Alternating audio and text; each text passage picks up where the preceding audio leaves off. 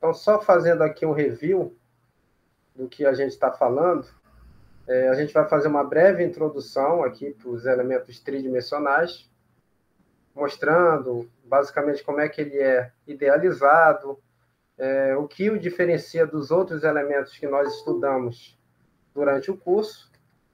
Liberar aqui o acesso. A gente vai ver, já trabalhando dentro do SAP, algumas considerações que o SAP tem, né, com relação ao uso desses elementos tridimensionais. E aí nós temos dois cases para ilustrar um pouco dessas aplicações desses elementos, que é o case 1, uma barragem de concreto, sem entrar muito no mérito geotécnico, mas no mérito estrutural dessa barragem. E o outro seria um bloco de fundação sobre estacas, que também é uma ótima ilustração aí para a gente ver em funcionamento esse bloco de fundação. Aliás, esse elemento de sólido aplicado em blocos de fundação.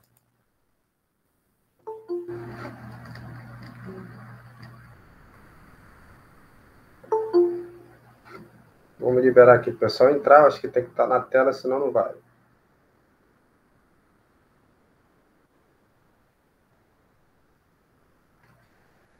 Então, aproveitando, né, para começar essa aula, já que é a última, a gente vai falar muito desse elemento tridimensional, sua aplicação principalmente, suas particularidades, mas seria interessante também a gente aproveitar esse momento final para mostrar e fazer um review, né, bem simplificado, no que tange elementos finitos. Porque, no fundo, esse curso é uma aplicação, né, de elementos finitos, desde os elementos mais simples até os elementos mais complexos, considerando, claro, as particularidades que você tem de uma modelagem computacional, que é conhecer o material, pré-estabelecer um modelo estrutural adequado, né, que fique mais próximo possível do que é aquela estrutura real e, claro, trabalhar com as abordagens matemáticas mais adequadas em função do tipo de problemática que você tem, né, como desafio modelar. Então, considerando tudo isso, a forma matemática que você está trabalhando, no fundo, é os métodos elementos finitos. E é isso que a gente vai tentar mostrar aqui, o que vocês aprenderam, de alguma forma, durante esse curso, né? Lembrando que nós tivemos uma parte inicial voltada, né, para os elementos de barra, ou os line elements, como é conhecido também, né, que basicamente são elementos de treliça, truss e beam, né? E, por mais que sejam elementos unidimensionais, nós vimos, inclusive, que as suas aplicações são as mais diversas possíveis, incluindo problemas não só unidimensionais, como também bidimensionais, como o caso de uma treliça plana, ou até tridimensionais, quando você tem um pórtico, considerando que você vai ter dimensões também em x e y, além da dimensão z. Então, você consegue utilizar esse portfólio de elementos finitos unidimensionais para resolver vários problemas. Eu acho que vocês viram, né, durante o curso, fazendo não só as atividades em sala, mas também essas atividades relativas às avaliações, né, a parte avaliativa, né, vocês utilizaram bastante elementos de concreto, principalmente, mas teve também, a gente conseguiu utilizar em alguns problemas também, elementos metálicos. E aí a gente viu que o SAP ele tem um bom portfólio de tabelas que pode ser utilizada. Além desses elementos lineares ou unidimensionais, e nós vimos com bastante intensidade nessa parte média para a parte final do curso, que é exatamente utilizar os elementos de superfície ou os elementos planos bidimensionais, principalmente os elementos shell, né?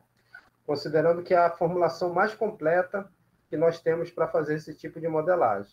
Vimos que é possível modelar desde elementos triangulares, como também elementos quadrilátericos, não só com 4 nós, mas com uma quantidade de nós também superior, que são os elementos com ordem maior que 2, né? Como também elementos de ordem superior que não sejam quadrilátericos, podem ser triangulares. Vimos também que o SAP, quando você tem um elemento diferente de um triângulo e de um quadrado, como, por exemplo, um trapézio, ou um outro elemento com maior quantidade de lados, para você discretizar, não se torna tão simples. E uma das soluções que você pode utilizar para essa finalidade, quando você tem essas malhas que não são basicamente com quadriláteros ou triangulares, é utilizar o AutoMesh do programa, onde ele já consegue definir, a partir de um tamanho máximo de elemento finito, né, uma discretização automática. E quem trabalhou nessa última avaliação com aquelas estruturas onde a laje superior não era uma laje regular, era uma laje circular, ou onde você tinha elementos em arco, né, vocês viram que foi muito importante ter essa condição de identificar que você precisaria utilizar esse AutoMesh, que é exatamente a autodiscretização que o programa faz. E agora, nessa parte final, a gente vai trabalhar, basicamente hoje, né, com os elementos tridimensionais. A imagem é bem ilustrativa, porque ela mostra realmente que você tem um elemento mais robusto, né, não só em quantidade de nós, mas como também em formulação. Porque você vai precisar interpolar não só numa direção, como é o caso do unidimensionais, e nem em duas, como é o caso do bi. Você vai precisar interpolar ao longo de 3 direções principais, para poder obter de forma correta, né, os resultados que nós temos que avaliar em qualquer modelagem computacional.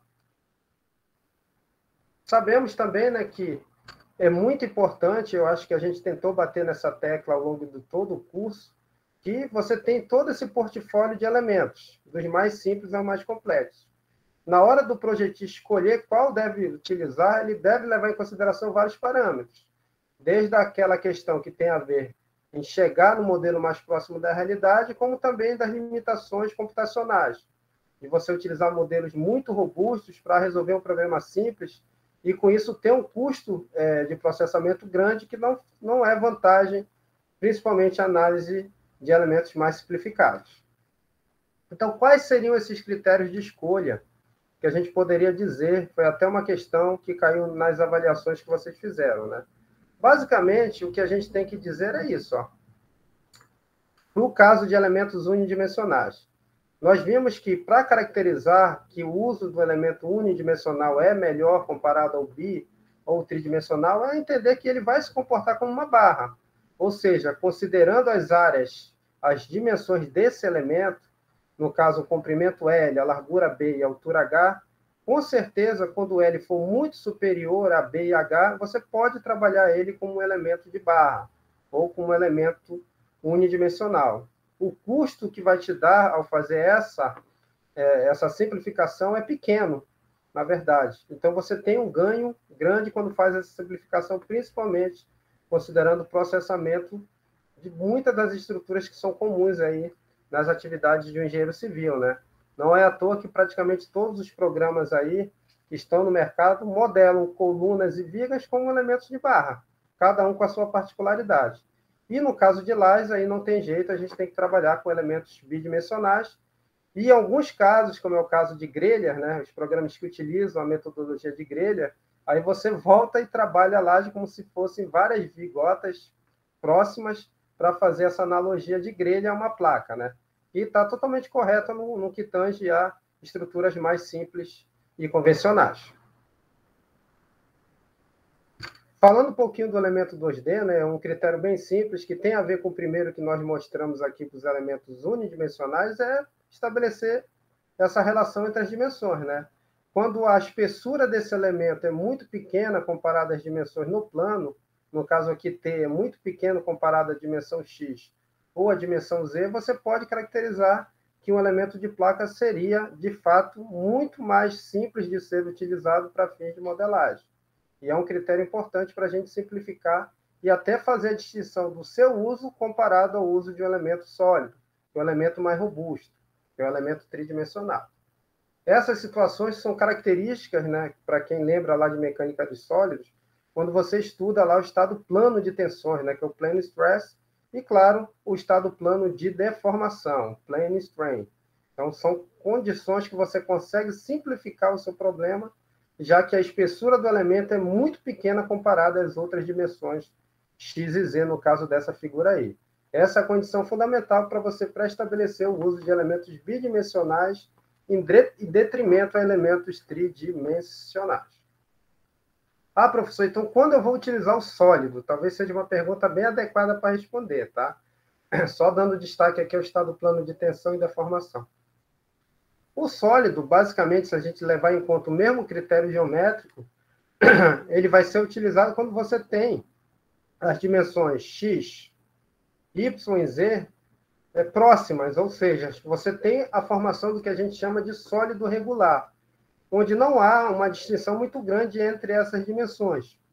Isso tem muito a ver com a teoria do contínuo, inclusive. Quando não é possível ter essa diferença abrupta, né, de forma correta, o ideal seria que você utilizasse esses elementos sólidos. Nem sempre ocorre isso, mas se a gente fosse levar em consideração esse critério, seria o ideal. Mas existem outras considerações, como, por exemplo, eu não tenho uma ação preponderante em uma direção. Eu poderia simplificar através do uso do elemento bidimensional? Sim.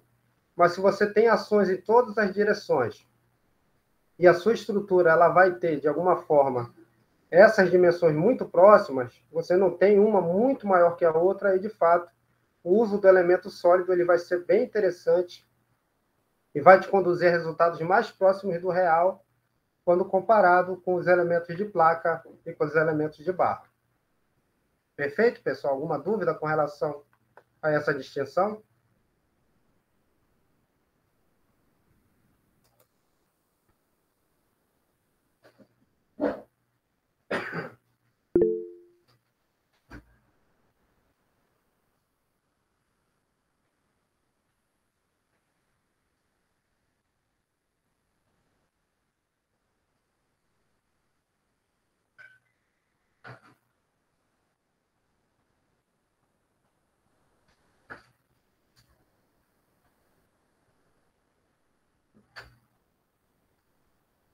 Certinho, pessoal? Alguma questão? Estão me escutando?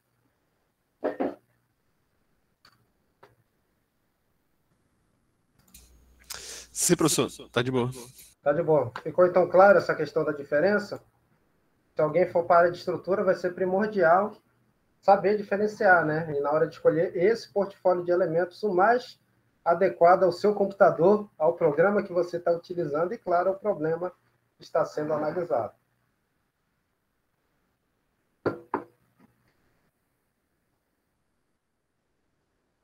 Acabei fazendo uma analogia, né? Lembrando que a gente tem um elemento que ele tem uma seção, né? Mas de uma forma normal, ele é formulado através da definição de uma barra de um plano ou de um sólido, né? De uma estrutura volumétrica, né? Quando a gente fala custo operacional, isso tem a ver com exatamente essa quantidade de nós e principalmente com o número de graus de liberdade que eu vou ter em cada nó desse elemento. Conforme a gente viu, né? DOF, que é o Degree of Freedom, tem a ver com o número de possibilidades de movimentação que você vai permitir que aquele nó do seu elemento vai poder ocorrer. A gente pode ter, por exemplo, nós vimos muito bem isso aí durante o curso, que no caso de elementos de treliça, né, aqui está sendo representado como truss, você tem basicamente translação e não tem rotação em nenhum dos nós, já que é um elemento que vai trabalhar ou por tração ou por compressão, né?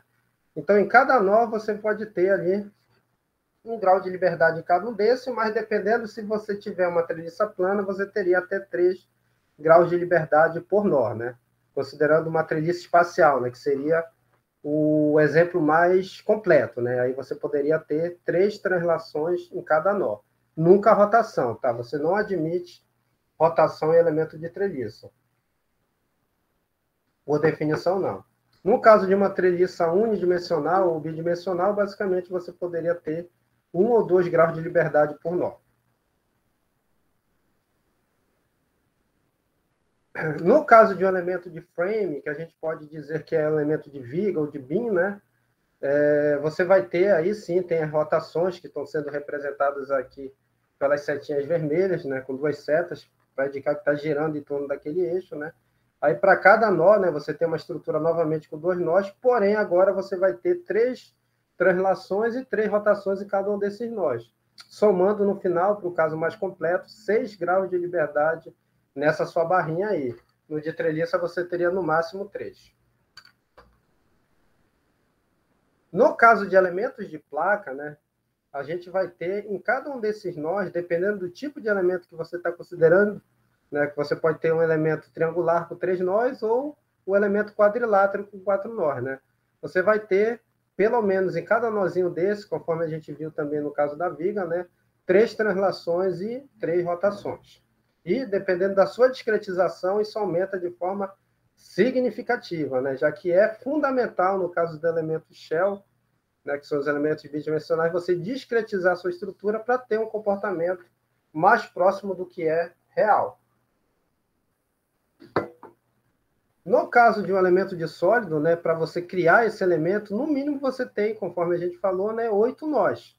A gente vai ter 1, 2, 3, 4, 5, 6 arestas no mínimo, né, que a gente está chamando de faces aqui nessa figura, né? Então, em cada nozinho desse, você vai ter ali 8 nós, você vai ter 8 nós no mais simples sólido possível de se modelar, né? E cada nozinho desse, ele vai trabalhar com 3 graus de liberdade, tá? Cada nozinho que vai fazer parte desse elemento sólido, ele vai ter 3 graus de liberdade, que são 3 translações possíveis, né? Nesse ponto. Lembrando que os nós sempre são os pontos que vão te dar o formato final do seu sólido, nesse caso aí. Ah, professor, ele pode se deformar internamente? Pode. Na verdade, vai ocorrer isso, e é por isso que a gente tem aquelas funções de interpolações internas para você ter esse movimento, tá? Perfeito, pessoal? Deu para dar uma olhada geral? Claro que ao ver isso aí, né, fica notório que quanto mais você vai para uma modelagem utilizando sólidos, né, onde o número de nós é maior, por mais que você tenha apenas 3 translações no nó, você tem uma quantidade maior de nó. Você tem também, de forma automática, o aumento do tempo de processamento, né? E é uma questão que você precisa avaliar, porque se você tivesse, por exemplo, um caso mais simplificado, que está aqui à esquerda, e do lado direito um caso mais robusto, se você, por alguma escolha, optasse por utilizar elementos de sólido, talvez o processamento do caso à direita ficaria muito mais complicado de ser feito. Até para a questão de convergência, até para a questão de não travar o seu computador na hora que ele está fazendo todo esse desenvolvimento matricial. Então, é muito importante pensar nisso, né, associado ao tipo de complexidade da sua estrutura, pensar nisso na hora de tentar escolher, dentro do que é possível, é claro, né, também não posso simplificar muito e perder qualidade no meu modelo, mas, por exemplo, trabalhar talvez nesse modelo à direita somente com sólidos na fundação. A outra parte seria, quando for viga e coluna, elementos de barra, e, claro, lajes, elementos de shell ou placa.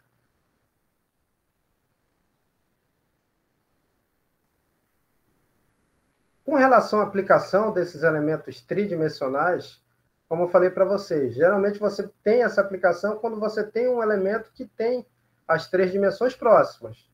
E nós podemos citar como exemplo clássico disso, né, um bloco de fundação, que nesse caso aí é um bloco que tem 3 por 3 por 1 metro de largura, né, ou de altura no sentido vertical, e é um bloco aí que está sendo apoiado por 4 estacas, que nesse caso aí está chamando de pile 1, 2, 3 e 4, são provavelmente elementos de barra.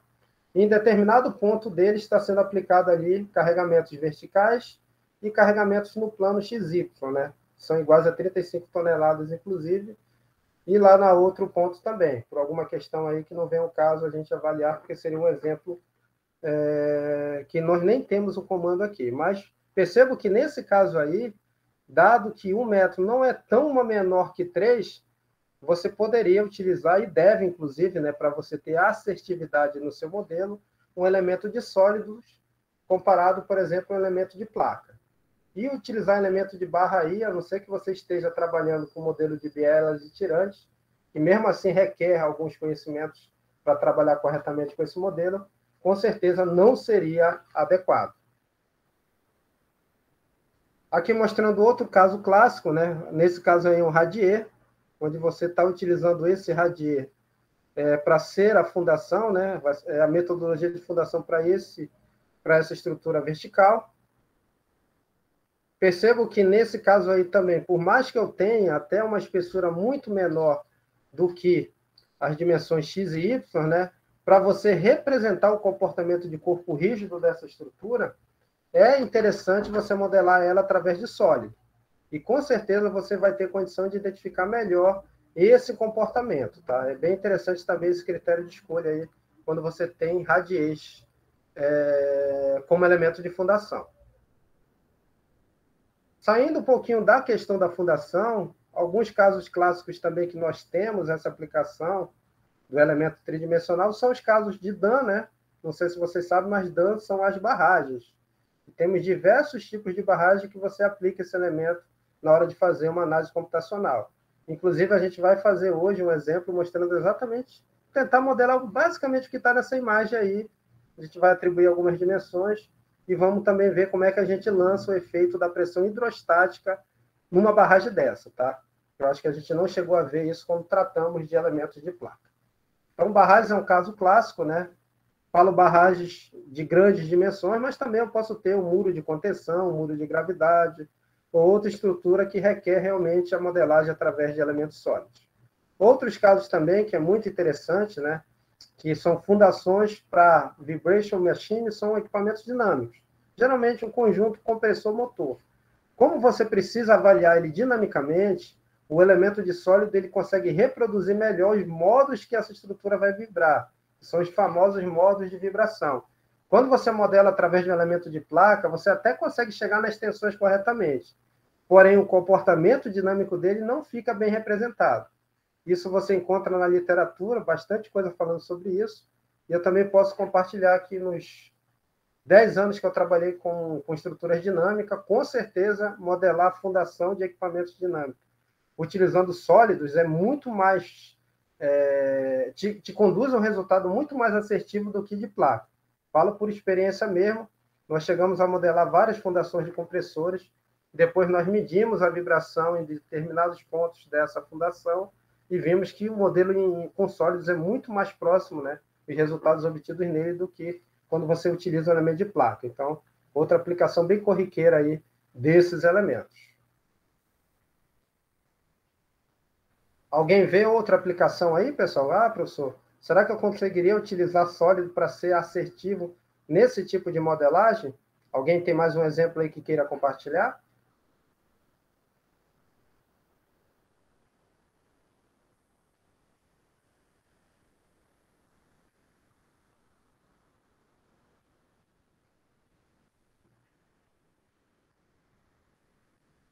Um caso de um tanque desse, claro que você tem que avaliar qual é a espessura do mesmo, né?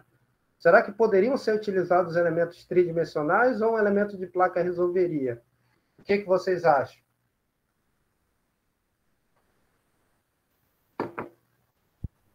Eu só acho que entra também a questão da utilização, né?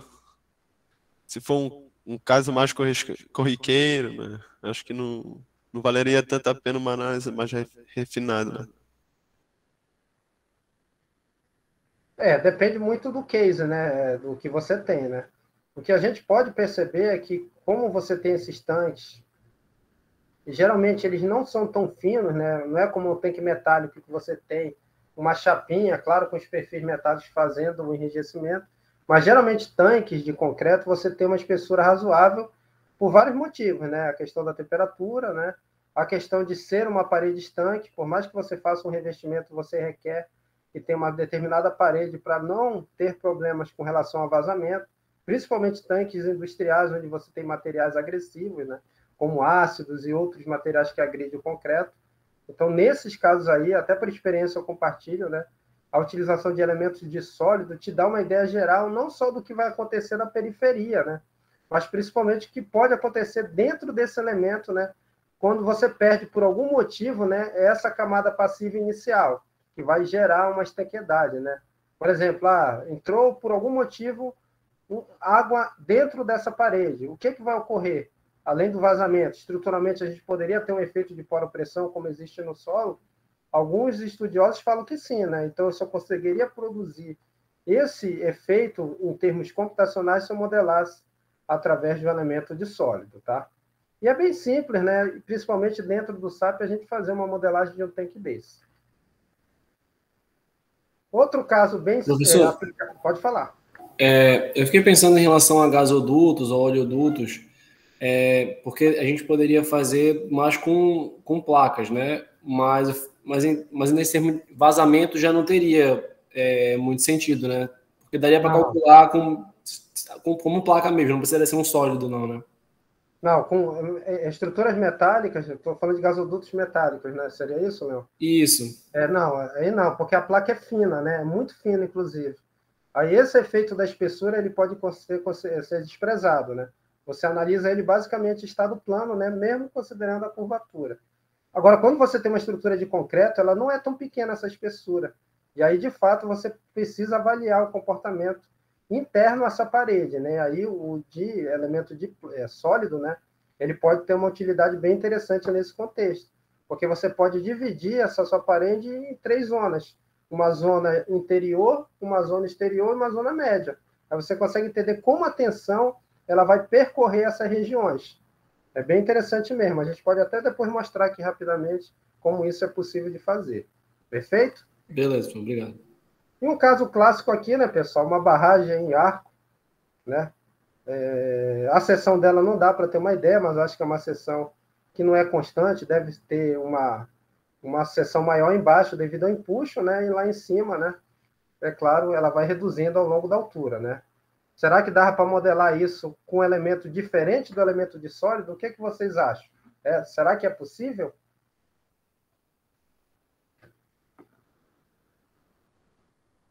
Aliás, será que é possível modelar uma barragem dessa? Tem que ser, né, pessoal? Vocês concordam? Acho que não faria sentido modelar sem não considerar a espessura, né? Pois é, eu acho que ela é preponderante aí, né? Para diversos aspectos, tá? Porque não é só a parede, tá? A parte externa e a parte interna. Você tem um meio ali, tem diversas finalidades. Ele precisa ser considerado também rígido, né? Para, de alguma forma, ser capaz de estabilizar esses efeitos hidrodinâmicos aí que você tem. Além de outras questões relativas à própria movimentação da água dentro aí, se ocorrer dentro desse concreto, tá? Então é bem interessante a gente ter uma ideia dessa. E a ideia é que a gente comece a aula de hoje, né, pelo menos dê continuidade na mesma, tentando reproduzir, claro, de uma forma bem chutada, já que a gente não tem umas dimensões dessa barragem aí, mas tentar gerar um modelo aí com base nisso aí para a gente ver como é que isso se comporta e principalmente mostrar para vocês também aí como é que eu consigo lançar uma carga hidrostática do SAP. Certo? Alguns até modelaram reservatórios de concreto, que seria até interessante fazer esse tipo de carregamento interno, né? A pressão hidrostática da água dentro. Não sei se teve algum caso de um reservatório enterrado, mas eu poderia utilizar essa mesma metodologia que eu vou apresentar para vocês para modelar o empuxo que vai atuar numa parede de uma cisterna, de uma piscina, tá? O conceito é o mesmo. Ele pode ser utilizado tanto como elemento de placas, mas nesse caso aqui, como a gente precisa modelar 3D, né? Com elementos de sólido, a gente vai utilizar também elementos de sólido. Perfeito? Vamos tentar modelar, então, essa barragem aí em 5 minutos? Será que é? É possível? O que vocês acham? E, professor, eu sempre quis saber, assim, a questão do formato, né, da geometria. Por exemplo, essa barragem aí, ela tem um formato meio que circular, né? E muito se fala da geometria da estrutura, o quão a geometria ela pode ajudar, né? Com certeza, né? O A pergunta efeito que eu aí, faço né? será que uma barragem nessas mesmas dimensões, assim, né, de espessura, comprimento e altura, ela teria a mesma eficácia de uma barragem que ela só fosse um paredão reto? Não, com certeza não. Aí a rigidez, em função do efeito geométrico que você tem aí, vamos admitir que seja circular. Ele é um ganho muito grande, né? Para você ter uma capacidade maior de resistir a esses efeitos, né? Isso principalmente levando em consideração a deslocabilidade global, né? Claro que ao fazer isso também, né, eu gero um efeito de concentração, né? Claro que ele vai ser diluído também ao longo desse arco, já que ele não é pequeno, né? Qual será o raio desse arco circular? Eu não sei, né? Mas existe esse efeito que você tem uma concentração mais no meio, que a gente vai tentar até visualizar, mas, de fato, só essa questão geométrica, ela alivia muito a questão dos deslocamentos. Se você tem pequenos deslocamentos, você consegue trabalhar até de uma forma simplificada no regime linear elástico, tá? Entendi.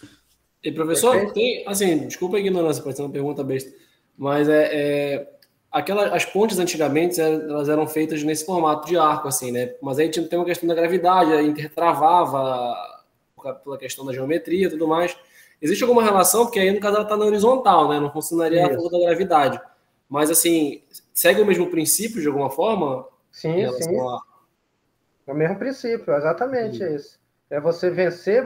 No caso de ponte, a variável é o vão, né? Aqui seria a largura efetiva da barragem, né? A largura que eu digo transversal, né? Certo. No caso da ponte, é o vão. Quando você trabalha com essa estrutura em arco, você consegue vencer o mesmo vão, né? De uma estrutura. Aliás, um vão maior que uma estrutura convencional reta, né? Esse efeito do arco ele atenua essa questão dos deslocamentos. Claro que você tem que avaliar algumas concentrações de tensão que você pode ter ali na zona mais solicitada, né? Lembrando que o efeito de arco é tentar jogar, de fato, de uma forma mais tranquila, os efeitos para os apoios também. Ele ajuda então, nesse sentido. Essa concentração seria, no caso, nos apoios lá que o senhor diz, né? Isso, exatamente. Ele direciona. Nos ombros ali, né? Como é que chama? Ombro, não. Como é que chama? Ombreira. Exato. Tanto que esses pontos aí, eles não podem ser fixos, tá? Falando da barragem. Tá vendo onde tem ali esse... Estão conseguindo visualizar onde eu estou passando o mouse? Sim. E aqui também, quando você modela isso, você não pode gastar isso aqui, não. Vai dar uma tensão violenta na barragem, tá? Aí você restringe as translações, tá? Mas você não impede uma rotação. Tanto que você tem que avaliar essas tensões aqui. O que obrigatoriamente você teria que fazer é tentar trabalhar com uma base a mais sólida possível, na forma de representar um apoio ali que você não tivesse deslocamento vertical grande, tá? Tanto que no nosso exemplo a gente vai engastar, já que a gente nem tem tempo para fazer isso, para fazer a interação solo-estrutura ali. Então esse corpo da barragem ele tem realmente esses problemas nessas extremidades que você precisa avaliar, porque tudo vai para lá depois. Beleza, massa. Então vamos aqui para o SAP. Alguém vai tentar modelar aí? Quem quiser, pode abrir o programa, que a gente vai tentar criar aí uma barragem aí, fictícia, que a gente vai colocar aqui no Rio Araguari, por algum motivo. Mais uma. Mais uma, né? Pô, falamos junto, mano. Bem, estou com o SAP aberto aqui, tá? Esse meu não tem restrição. Uma forma bem rápida de você conseguir modelar uma barragem desse tipo, considerando uma seção variável ao longo da altura, né? É trabalhar em New Model, tá? Vocês estão vendo aqui que tem lá embaixo, do lado do cubinho aqui, Solid Models. Quando eu clico aqui, pessoal, ele já me dá uma série de condições de você modelar arcos, tá? Arcos que a gente vai transformar em sólidos, tá? Na verdade, já vai ser criado em sólidos. Eu tenho esse tipo de arco aqui, onde basicamente a seção dele não varia ao longo da altura. Se eu quisesse, por exemplo, fazer um tanque de concreto, eu poderia definir uma altura aqui, Estão vendo H, altura, W é thickness, tá? Se você não se perder um pouco nessa questão da inserção, sempre tem esse botãozinho aqui, Parametric Definition. Aí ele vai gerar uma imagem onde você consegue ter uma ideia melhor do que representa cada uma dessas variáveis. Está aparecendo aí na tela, pessoal? Tá sim, professor. Tá claro. Eu não sei se tá... eu não consigo aumentar muito, tá? Que ele nem permite aqui, Eu tento esquichar, não. Mas ele diz aqui que H é a altura, certo? N pequeno é o número de divisões que eu vou ter aqui ao longo, que é esse N aqui. Cadê ele? Tá aqui, número de divisão angular, tá? Eu tenho o número de divisões ao longo da altura, mas vamos fazer na ordem aqui, H, vamos deixar do jeito que está aqui, 20 metros de altura. Vamos tentar modelar um tanque de concreto aqui, Vamos definir uma espessura dessa parede aí, Vamos, 2 acho que é muito, né? Vamos colocar aqui uns 60 centímetros, 0,6, tá? Aí ele pergunta, qual é o ângulo de início, que é esse T1, Start Angle, tá? Certo? E qual é o ângulo final, onde ele vai fazer o giro, tá? Eu vou definir que o ângulo inicial vai ser 0 e o ângulo final, para fechar a circunferência, adivinha qual é? 300 e... Isso, Vou colocar aqui 0 e vou colocar aqui 360, certo? Vamos definir um raio de 20 metros também. Não vou mexer nisso aqui, é só para mostrar para vocês. Ele vai modelar o número de divisões na direção radial, tá? Vou colocar a figurinha aqui. Isso daqui vai me dizer quantos elementos de sólido eu vou ter ao longo desse anel que eu vou criar, tá? Eu vou deixar esses 3 aqui porque é o mínimo que eu considero para fazer esse tipo de modelagem. Você vai ter um elemento externo, um sólido interno e outro sólido interno, tá? Já já a gente vai ver isso. Número de divisões angular você decide. Quanto maior a discretização, maior a efetividade do seu modelo, tá? Mas eu acho que 20 está razoável, perfeito? E ao longo dos 20 metros de altura, eu vou deixar 10 divisões, tá? Para a gente também não ter algo muito dividido numa direção e na outra nem tanto. Perfeito? Deu para entender esse comando inicial aqui? A figurinha ela ajuda bastante.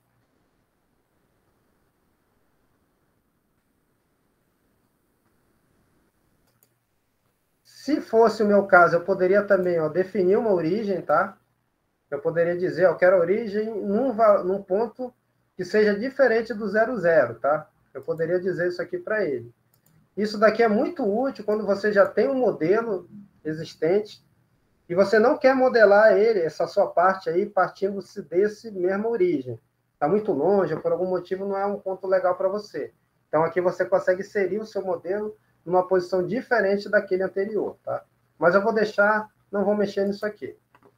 Eu ainda não vou entrar com material, vou deixar para depois, que eu quero ver só a questão do formato com vocês, tá? Como aqui está marcado Restraints e Grid Lines, ele já vai criar automaticamente a Grid Lines, né? Que são aquelas linhas de referência que ficam meio invisível no desenho, e o Restraints são as condições de apoio. Ele não está me dizendo quais condições são, mas provavelmente ele está engastando a base, tá? Vamos gerar. Tá aí gerado o tanque de concreto, ó. Deixa eu dar uma estrudada aqui para a gente ver.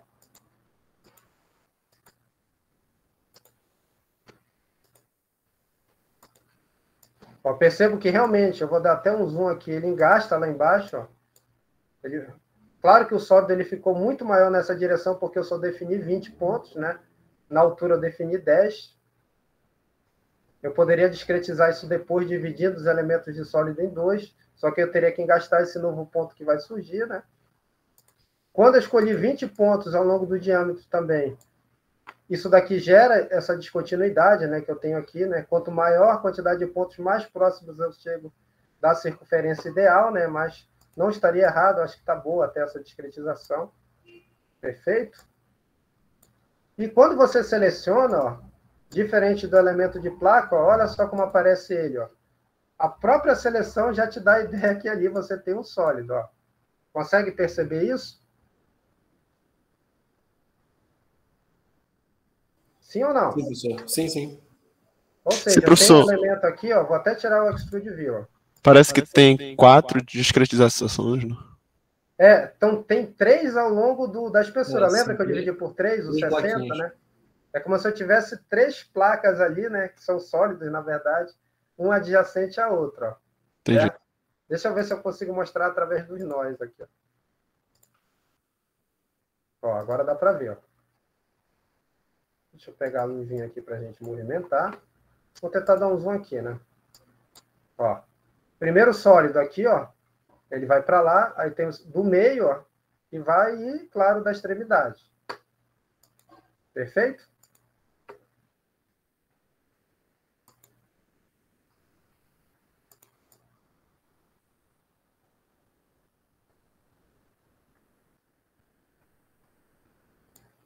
É possível gerar esse modelo sem necessariamente utilizar aqui o New Model? Tá, pessoal? É possível, sim. Mas aí dá muito trabalho, né? Essa questão de utilizar o New Model, você ganha tempo com isso.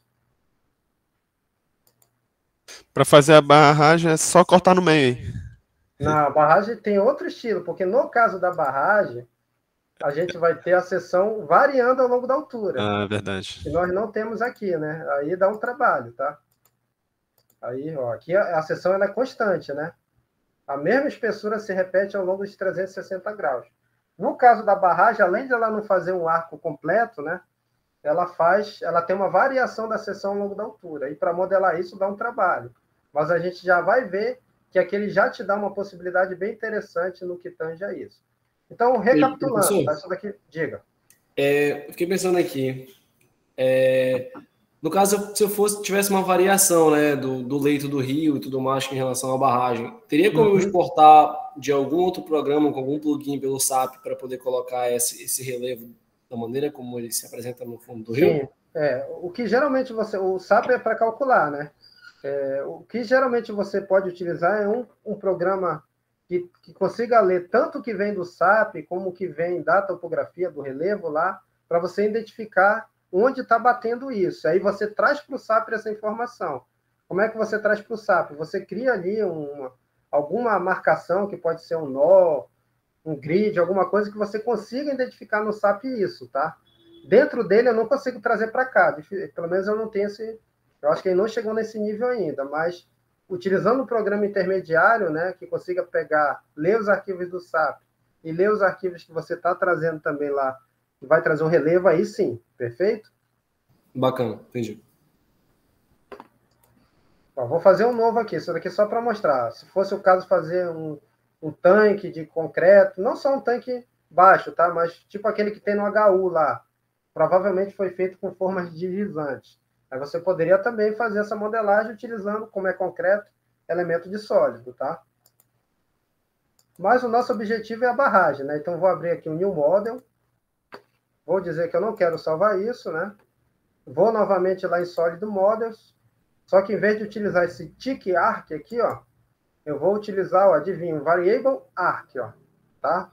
Ó, quando eu clico aqui, ó, ele já mostra de alguma forma uma seção variável, perfeito? Vou tentar aumentar aqui para a gente ver, ó. É uma seção que ela é mais robusta na base, né? Aí vem linearmente reduzindo ao longo da altura. Lembrando que a face de contato com a água, né, pessoal, ela é reta, né? Perfeito? Sim ou não?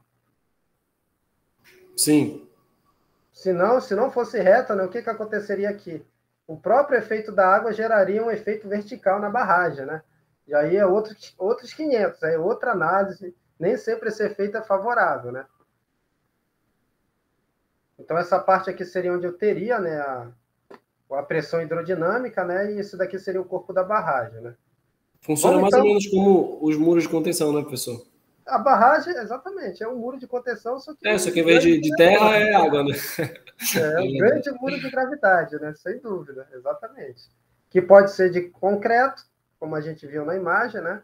Pode ser de enrocamento, né? Como a gente tem várias aí espalhadas ao longo desse Brasil baronil aí. E podem ser mistas, inclusive, com núcleo de concreto, né? E com enrocamento, ou até barragens de terra, como até eu fui esse final de semana lá, fazer um levantamento de uma barragem, lá é tudo de terra lá, mas são barragens pequenas. Perfeito? Mas isso daí é mais para vocês estudam na disciplina específica. Aqui é só mostrar que é possível modelar e a gente vai escolher como material concreto, tá? Para não entrar muito na parte geotécnica. Perfeito? Vamos lá, então. Vamos colocar essa barragem lá no Rio Araguari, né? Fizemos todo o estudo hidrológico, lá, topográfico, mapeamento, geoprocessamento, né? E vimos que a gente precisa colocar uma barreira de altura quanto aí? Quem quer colaborar aí para o empreendimento do Estado aí? Aproveitando que é época de eleição, o dinheiro está jorrando. 30 metros. 30 metros? Opa, então vamos lá. Eu já estou trocando aqui, ó, para 30, tá? Lembrando que esse 30 aqui, ó, vocês não conseguem visualizar na imagem, ele se refere apenas a essa parte aqui, ó. Tá? Ainda tem um H2 lá, que eu posso dizer que é 0 ou não, tá? Vamos deixar até diferente de 0 aí. Pode ser? Vamos deixar 30 então? Perfeito? H2 aí, quem continua? Seria essa parte aqui que não tem variação de seção.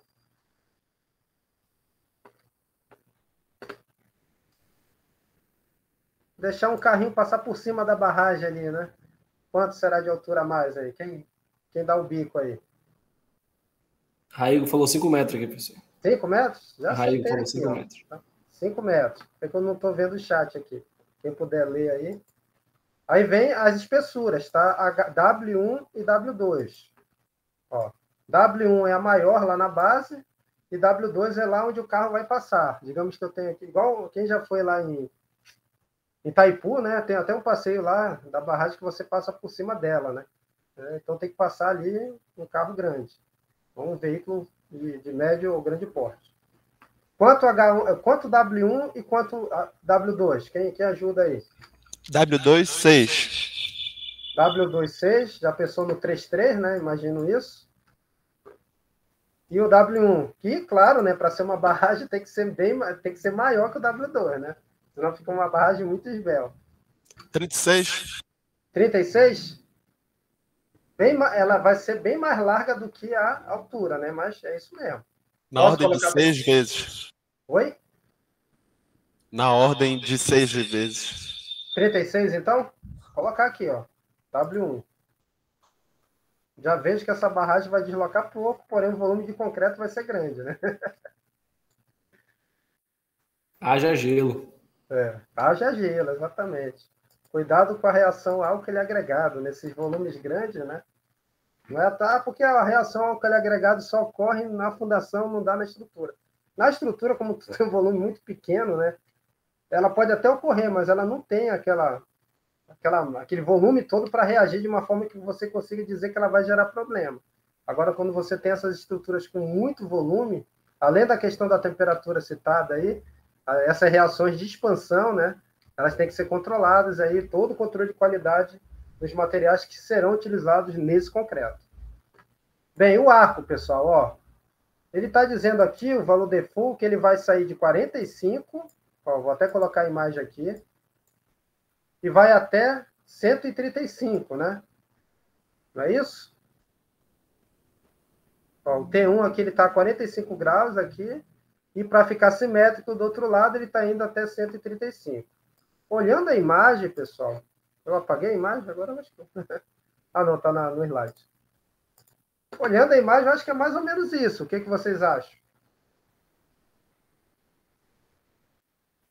Teria que consultar o DENIT aí, pessoal. DENIT aí? Mas não é o leito do rio lá, o condicionante? Não sei. É porque é uma curva aí, né?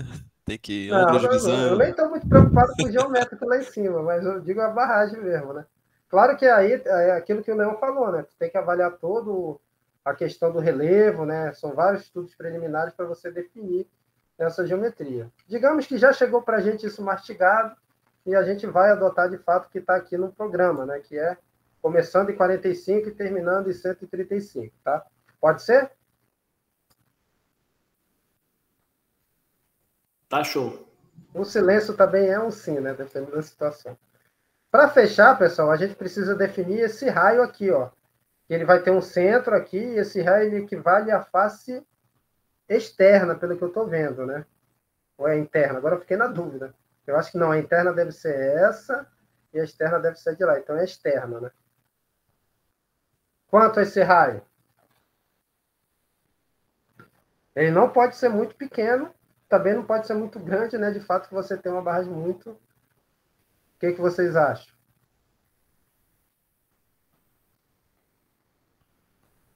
Alguém se arrisca e dá um bico?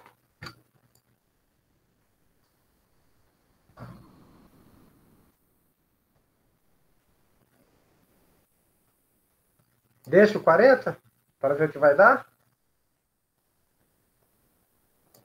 O silêncio também Bora chat. É. Isso. Sou moderador aqui da live. Tá. Vou deixar 40 então, tá? Se não ficarem satisfeitos, a gente muda, não tem problema nenhum. Lembrando que isso daí você decide em função daquilo que a gente conversou, né? Tem que ter um monte de estudo ainda. Número de divisões ao longo do raio, né? Que vai ser o que vai ter no que a gente vai modelar, no mínimo 3, tá, pessoal? Eu vou deixar até o 3 aí, mas poderia ser 4, não sei. Se vocês quiserem, até aumento.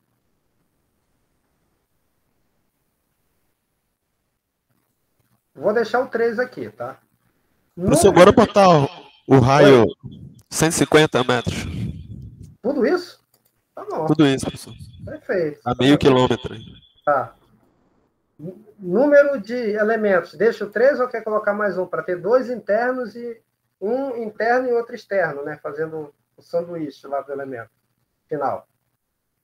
3 ou 4?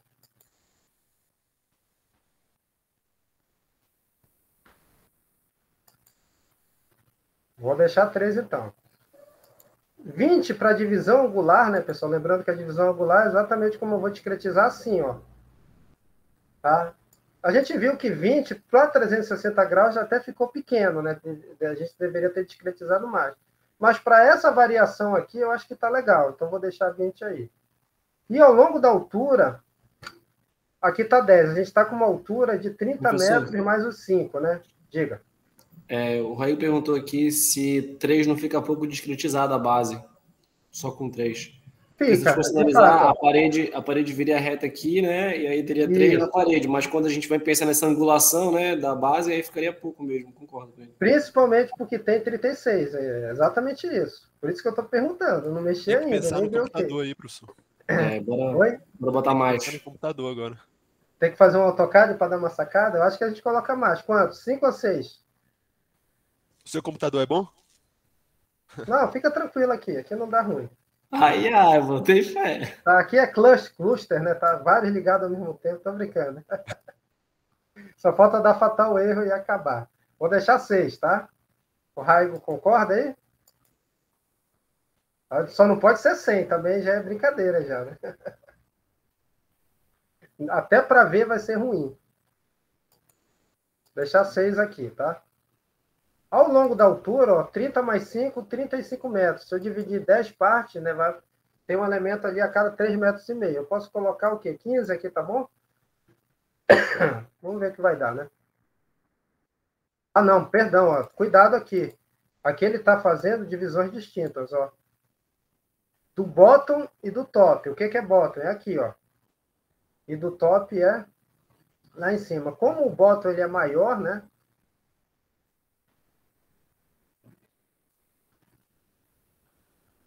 Eu vou colocar mais aqui. Agora, lá no top, a gente está com 5 metros. Eu acho que pode deixar 5 e 15. Eu acho que está razoável.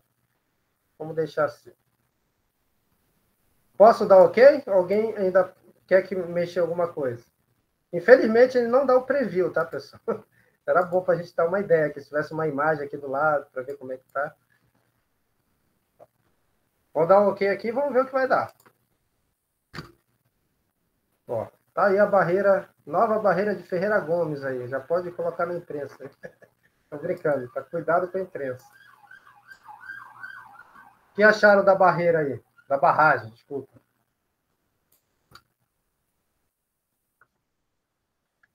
Tá pequena, achou?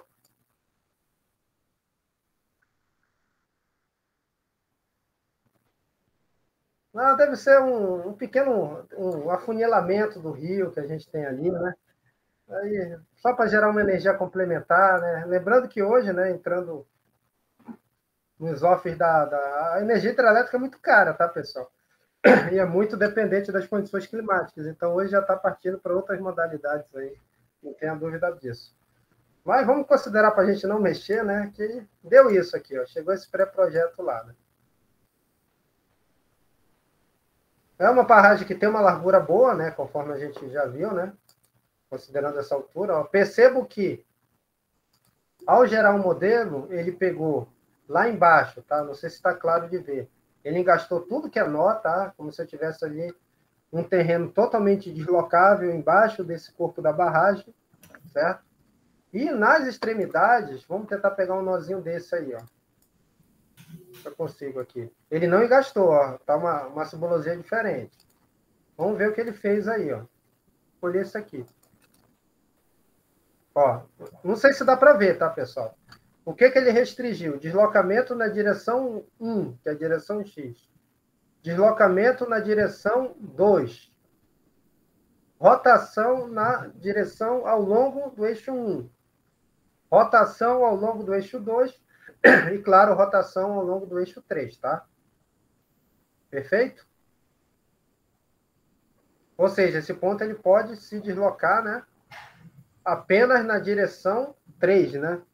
Não é isso? Com certeza sim, né, pessoal? Quando eu faço isso, quando eu estou impedindo qualquer movimento nessa direção que vai ter o ataque da pressão hidrostática, é justamente para me ter condição de verificar o efeito lá no meio do arco, tá? Que você tem um efeito grande ali. Perfeito? Então tá certinho. E, claro, quando for construir essa barragem, você tem que, de alguma forma, considerar essa mesma questão na construção, no projeto, né? O modelo está totalmente correto. Vamos estudar aqui para dar uma olhadinha nisso. Já está estudado, né? Agora ficou até melhor de ver, né? Parece até a arquibancada lá Boboneira, né? Ou não? Não, tá muito... Aquela é mais vertical, né?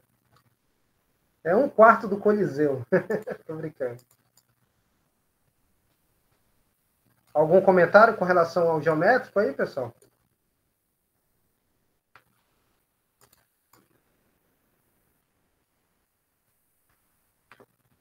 Tudo certinho até agora? Alguma dúvida? Alguém está tentando fazer aí que queira tirar alguma dúvida? Provavelmente a versão de estudante, eu não sei se consegue gerar isso. Eu acho que salvar não, né? Até gerar, acho que dá.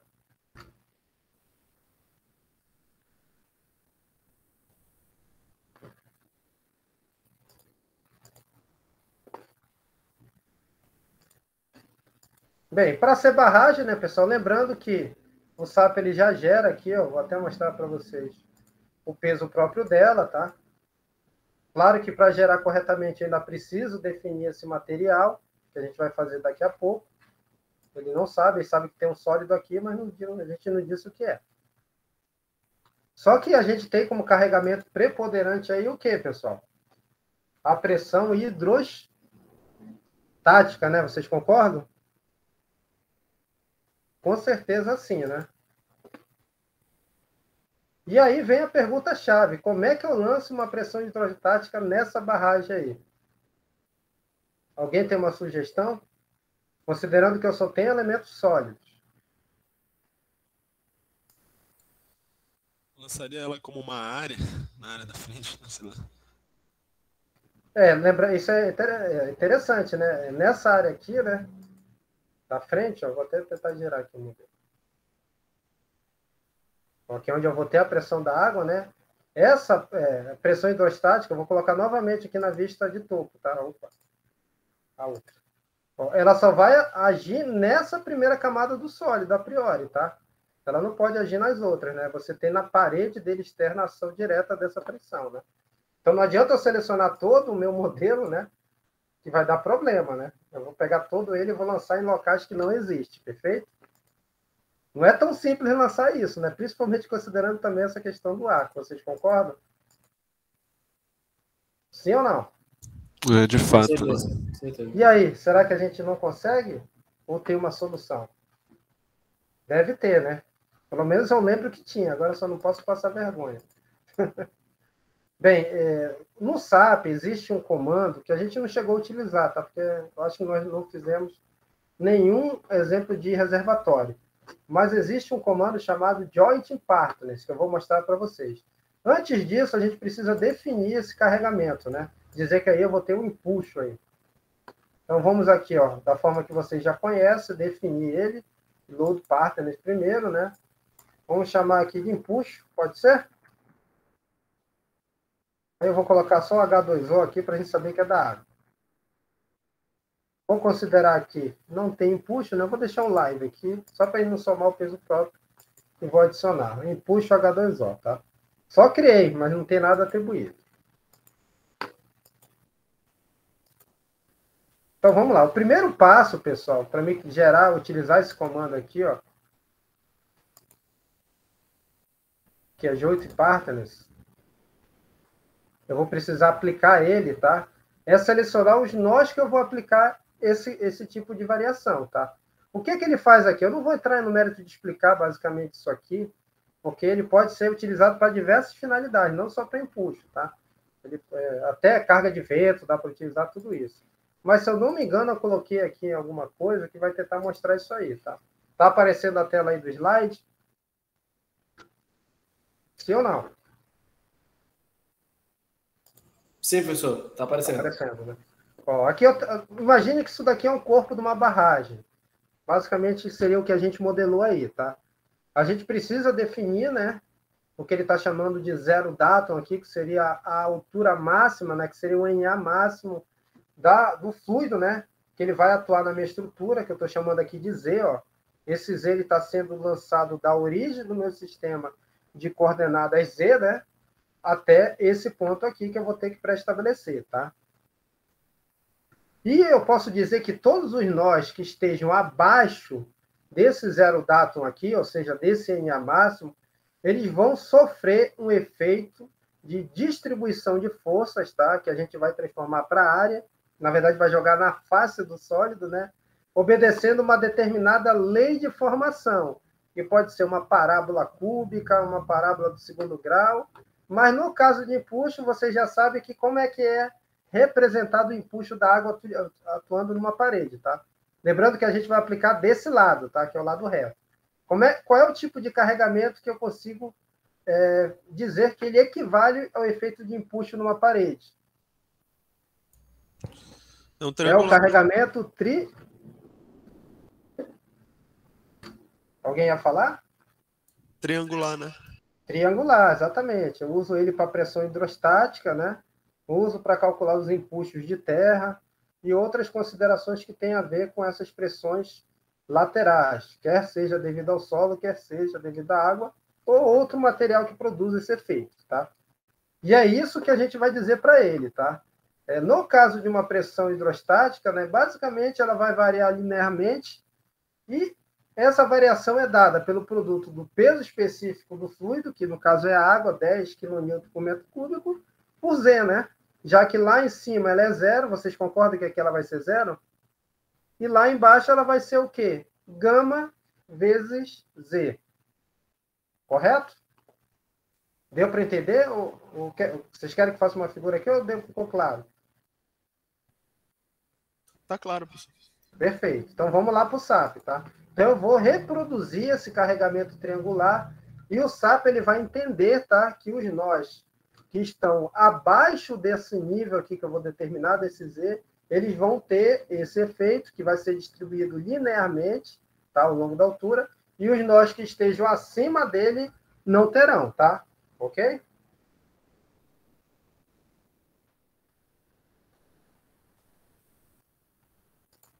Então vamos lá, ó. Para isso, pessoal, eu precisaria selecionar todos esses nós frontais aqui, tá? Certo? O que eu vou fazer? Ó? Eu vou utilizar essa vista aqui, eu não sei se vocês já perceberam, mas quando eu estou com o elemento de arco, né, ele muda aqui. Ó. Antigamente era X, Y e Z, né? Agora não me interessa mais isso, porque eu vou ter uma variação disso, exceto Z, né, mas X, Y, que vai obedecer uma circunferência, né? Então ele está trabalhando aqui com um sistema de coordenadas parecido com o cilíndrico, tá? Para facilitar a seleção dos elementos. Então, para mim pegar esses pontos aqui da frente, ó, eu preciso colocar numa dessas vistas, tá? Que eu acho que é essa aqui. E vamos ver se ela vai, de fato, pegar todos os nós que eu tenho nessa primeira faceta aqui da minha barragem, tá? Ó, vou pegar e vou selecionar todos eles. Não está nem selecionando aqui?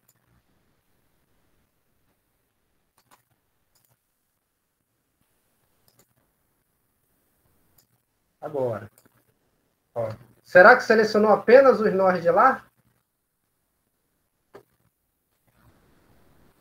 Vamos ver agora. Não sei se dá para ver, eu vou dar um zoom aqui, ó. Ó, percebo que ele só selecionou, pessoal, olha que maravilha, né? O nó de fora, tá? Ó. Essa daqui é o apoio, tá? Aquela condição de apoio das extremidades, ó. Mas aqui eu vou dar mais um zoom ainda, ó. Ele selecionou apenas o nó de lá, que é exatamente aquele que eu quero marcar, tá? Ó. Ele selecionou o sólido, como tem que selecionar, mas o nó que está aparecendo nessa face aqui, ó, que tem a ver com o raio externo que eu coloquei, 150, tá? Ele está pegando apenas o nó que vai, de fato, ter esse efeito da pressão hidrostática, tá? Então, isso é muito bom, né? O SAP já entende, né? Se eu fiz isso daqui, eu quero lançar alguma coisa relativa a carregamento nas faces, não necessariamente no núcleo, já que o núcleo é um elemento concreto, não tem como lançar ali algo diferente do peso próprio de variação de temperatura, tá? Então, ó, já marcou para gente, isso é sensacional. Ficou bem mais simples de marcar apenas os nós externos, e ele marcou todos, tá? E agora eu vou dizer quais desses vai ter esse efeito e quais não terão em função do joint parts, tá? Então, vou aqui, ó, em define, e vou aqui, não é define, não é draw, select é assign, ó. Assign, vou aqui embaixo em joint partners. Cliquei, certo? Eu tenho que criar um antes, né? Eu não criei ainda, ó. Então, deixa eu criar primeiro. Então, é define. Tá? Se eu não criar, ele não tem onde lançar. Então, era aqui mesmo. Ó. Então, eu vou define joint partners. Ó. Ele tem um aqui default, mas eu não vou usar esse default. Vou criar um novo. Ó. Vou chamar aqui de impulso. H2, ó. Vou adicionar ele, ó. Já está criado aí. Só criei a entidade, agora que eu vou dizer o que ele vai ser. Então, vou dar OK aqui. A seleção continua. Então, agora sim, ó. Já criei ele. Já criei o carregamento que ele vai ser inserido. E agora vou atribuir isso aí, ó. Então, vou em Assign e vou aqui em Joint Partners. E aí entra naquela janela lá, tá? Existem duas formas de você lançar pressão hidrostática e outros tipos de efeitos que variam obedecendo uma lei de formação no SAP. Essa primeira que já vem marcada é a mais geral, onde eu vou definir uma função, tá? Que aqui até é um plano, na verdade, que eu estou definindo. E existe uma forma mais simplificada quando você só tem variação da grandeza ao longo da direção Z, que é o nosso caso, né? Então, com certeza, quando eu for utilizar para essa finalidade do problema, eu não vou fazer considerando essa primeira condição aqui, ó. Se você até apertar F1, ele explica detalhadamente como é que você pode inserir essas questões. Mostra aqui, até faz um exemplo, tal. Mas o que nós iremos utilizar é essa forma mais simplificada, onde a variação só vai ocorrer na direção Z. Então, eu só troco daqui para cá, ó. E olha como simplifica, ó. Tudo isso aqui desaparece, ele pergunta.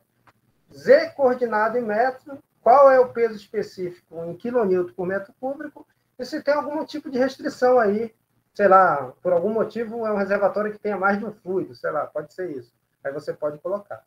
No caso do Z aqui, pessoal, você está definindo qual é a altura, levando em consideração o nosso sistema de coordenadas, que inicia lá embaixo, tá? Eu não mostrei, pessoal. Vou até dar um close aqui, mas o nosso sistema de coordenadas, ele está lá embaixo, tá? Aqui, ó. Isso daqui, o meu X, o meu Y e o Z, eles estão lá no zero. Então, a partir desse ponto que eu vou dizer qual é o Z, que a minha pressão hidrostática vai ser zero e ela vai aumentando à medida que eu vou chegar nessa origem aqui, tá? Então, vamos lá. Assign, Joint Partners, segunda opção, e eu vou dizer qual é a altura, qual é o nível máximo de água que vai chegar nesse reservatório, que tem quantos metros de altura? Quem lembra? 35, não é isso? 30 com a parte que vai variando, né, com a parte inclinada, e 5 metros que é aquela parte reta. Até que nível a água chega nesse reservatório, pessoal? Quem? É 30, né? Deixa só os 5 de sobra, né? É. Então vamos fazer isso. Eu vou dizer que o valor zero da minha pressão é 30 metros positivo, tá? Porque o meu eixo Z está subindo. Perfeito? Qual é o peso específico que eu vou utilizar para representar esse impulso, tá? Aqui tem várias formas de eu fazer. Como eu vou ainda gerar um carregamento por área, eu poderia aqui deixar e na hora de gerar esse carregamento por área, ele já faz essa correção. É como se eu tivesse um vetor de carga somente, sem atribuir intensidade. Mas você já pode, inclusive, pegar e já lançar aqui.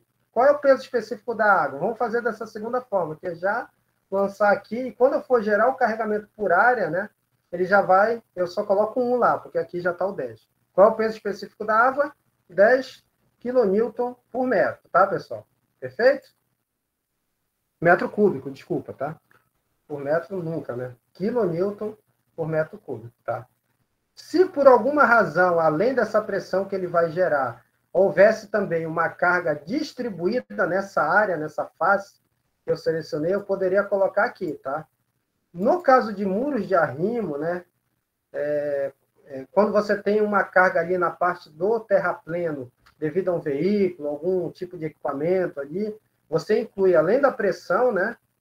Também uma carga distribuída no mesmo sentido dela, para tentar simular o efeito dessa sobrecarga no C, na sua estrutura, tá? Nesse caso aqui, como esse efeito é bem pequeno, já que o que eu tenho ali é basicamente uma barragem, veículos passando em cima dela, eu vou deixar zero, tá? Mas poderia ser colocado aqui também um carregamento uniformemente distribuído nessa área que eu selecionei, tá bom? Pessoal, não poderia ser o nosso caso também, considerar, sei lá, água em movimento? Não, Eu não entendi o finalzinho, acho que deu uma cortada. água em movimento.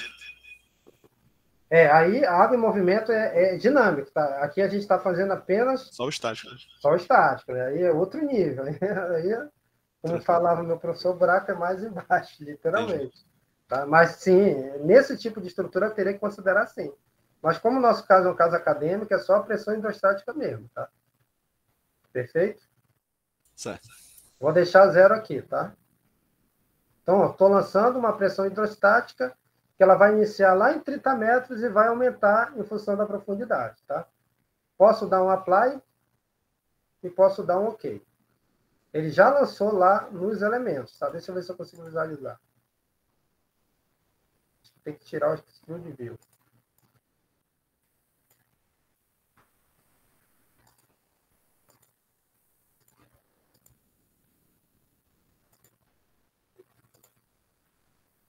Deixa eu ver se está nesse lado da tela ou no outro. Se esse está muito pequeno. Deixa eu ver se está no outro.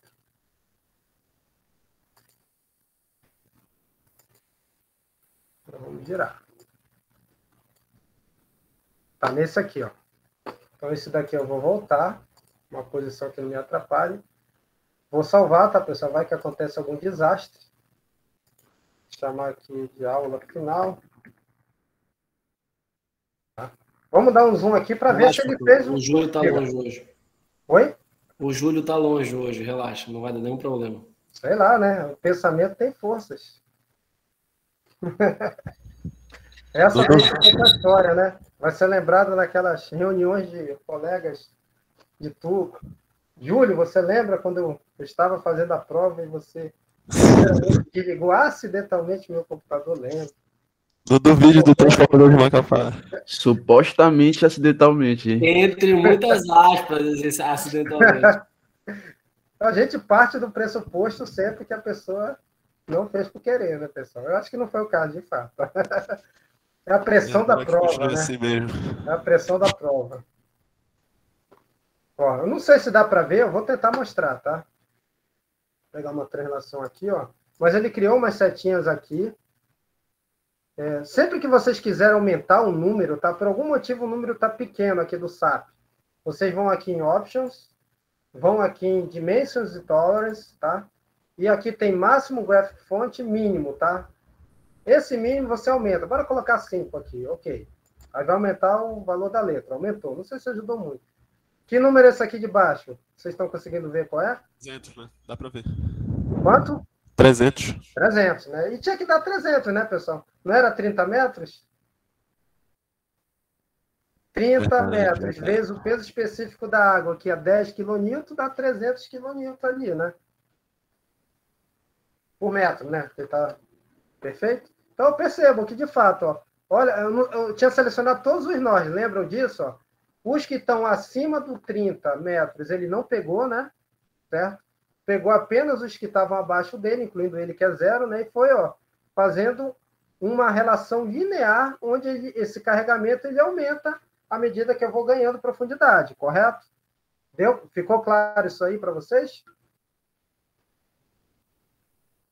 Sim ou não? Sim, professor. A carga está discretizada, né, digamos assim. Se a gente tivesse discretizado mais, teria sido menor, né? Isso é com ele, tá? O que eu considero uma ferramenta fantástica. Já pensou ter que lançar um carregamento triangular aí? Ia dar um trabalho muito grande. Eu só defini uma função, defini a partir de que ponto essa função começa e os valores que ela vai ter, né? Que é a lei de formação. Ele já faz tudo isso, a pessoa já lançou nos nós, tá? Esses valores. Só que não está ainda fechado, porque essa pressão, até por isso ela é pressão, ela não é no nó. Ela é onde, pessoal? Na face, né? Vocês concordam? Então, eu preciso transformar isso daqui em carregamento aplicado no centro de gravidade de cada uma dessas placas. Ou seja, eu vou gerar uma pressão hidrostática, tá? Perfeito? Sim ou não?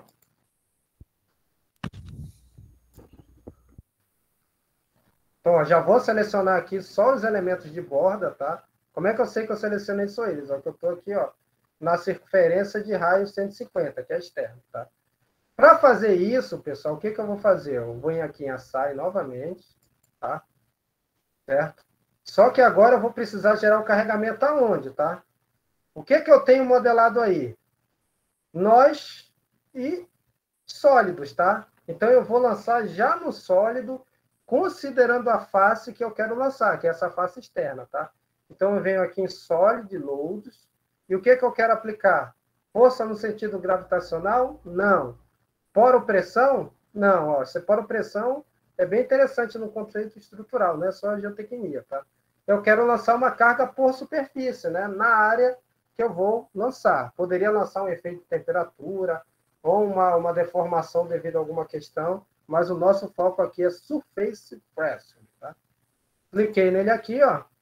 Não é DET, é Empuxo H2O. E a face, pessoal, aí que vem o pulo do gato, tá? Quantas faces tem esse meu elemento de sólido? 6, né? É um dado, né? Qual é a face que eu tenho que lançar, tá? Se eu não tiver enganado, é a 3. Mas para mim saber isso aqui, eu teria que ter plotado antes disso os eixos locais. Porque através desses eixos, eu consigo saber isso aqui, ó. O que é a face 1, o que é a face 2, o que é a face 3, face 4, face 5 e face 6, tá? Isso daqui eu não consigo, sem plotar os eixos locais, eu não consigo ver isso aí, tá bom? Mas se eu não tiver enganado, é a 3 já por experiência. Se não for, aí a gente tem que plotar para ver, tá bom? Até porque se não for a 3, ele não vai fazer, porque ele já sabe que eu tenho que colocar ali, pela posição dos nós que eu pré-estabeleci, né? Pelos valores, tá? Então, ó, já marquei, tá? Escolhi a face 3. E aí vem, ó, by elements ou by joint partners. Com certeza essa segunda, porque eu já tenho esses joint partners aplicados lá, que são esses valores nodais que nós vimos aqui do lado direito. Vou dizer que é o Empuxo H2O, que eu já criei, né? E aí vem aquele pulo do gato, ó. Se eu tivesse lançado na hora que eu criei o Joint Partners 1, aqui eu teria que colocar o peso específico da água. Como lá eu já lancei ele como 10, para mim não multiplicar ele, dobrar, o que eu vou colocar aqui, ó? 1. Aí não vai mexer em nada no que eu estou fazendo, tá? Por isso que é importante definir se eu vou fazer a aplicação do peso específico lá naquele primeiro momento, que foi o que nós fizemos, ou se eu vou fazer ele aqui, tá? Como eu já fiz lá, aqui eu vou deixar 1 para não mexer em nada, perfeito? Ficou claro essa parte aí, pessoal? Porque é 1? Tá show, professor. Vamos em frente. E agora aplicar. Torcer para não ter errado a face.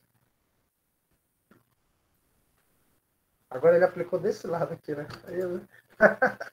Deixa eu ver aqui o 3D.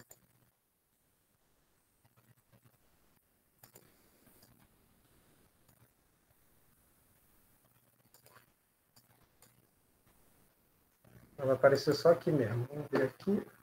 Display. Show Mix. Não, Show é Solid. Não, não é isso. Display. Mix Elements. Não, é Load ou Mix Elements. Vamos ver aqui. Acho que é Load. Solid. H2O. Passo 3.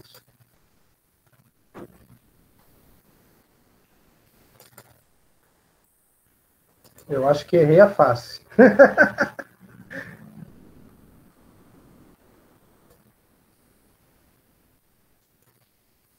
Vamos tentar fazer na 1, tá, pessoal? Porque como não... Deixa eu plotar os eixos locais aqui para a gente matar a charada. Solid. Atentos. Errei. Deixa eu colocar aqui um zoom para ver, né? A direção 1 está para cima, né? Deixa eu colocar isso direito, senão não vou conseguir ver assim.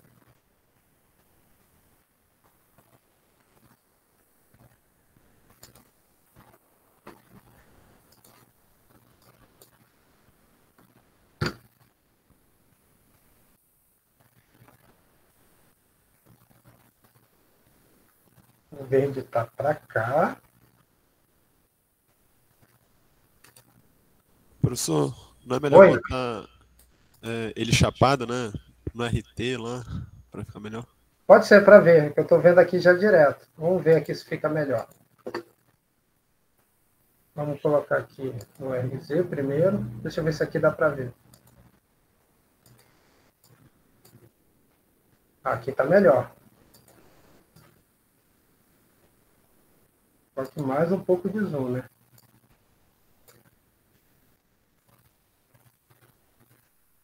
Ixi. Esse daqui não é a 6 e a 5. Agora a dúvida se é A1 ou A3, A2 ou A4. Porque aqui vê que ele não chapa só, né? Ele continua aparecendo verde. Bora ver agora de cara. Não dá pra matar pelo eixo global, então? Na imagem da direita Eu acho que esse aparece. daqui a gente mata, ó. Essa vista aqui, ó. Tô conseguindo ver a seta verde?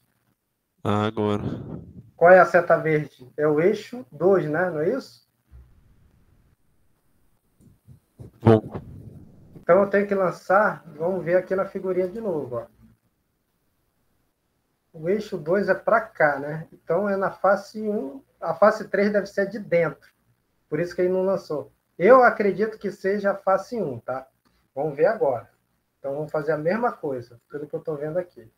Vou novamente selecionar apenas a parte da frente, tá? Certo? Vou novamente aqui em Assign, Solid Loads, Surface.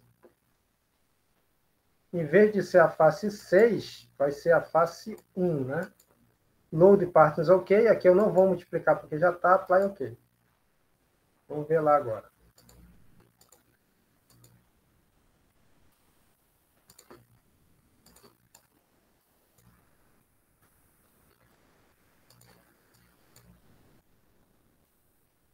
Deixa eu tirar esse local eixos aqui.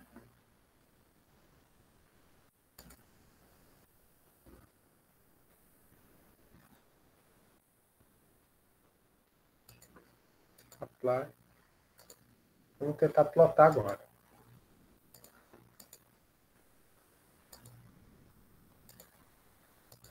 Zerar aqui. Display. Object Load Assign, Solid Load. Face 3. Bora ver aqui. Não, face 1, né?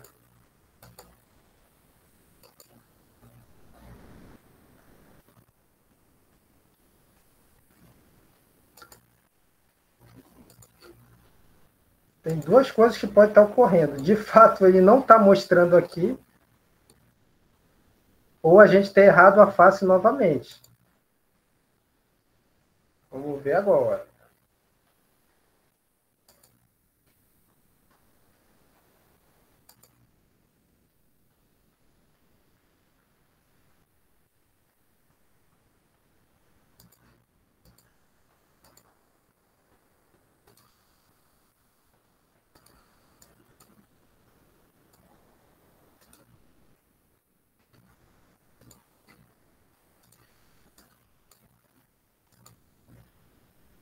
O verde é o 2, se eu não estiver enganado, né? O 2.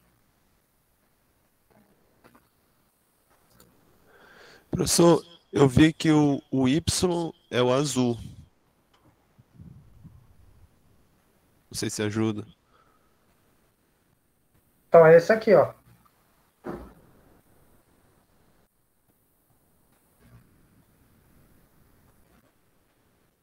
Professor, dá uma olhada no WhatsApp aí que o Raí mandou uma foto. Aí, vamos lá agora. WhatsApp. Deixa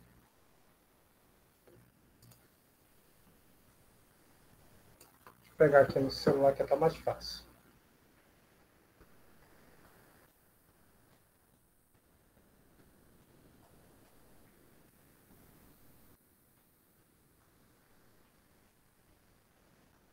Mandou no mensagem mesmo, né?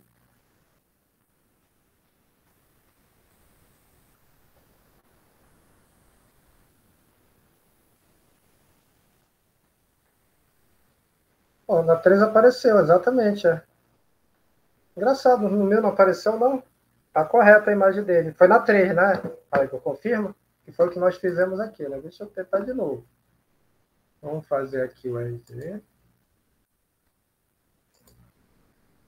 Vamos aqui dar um zoom. Display.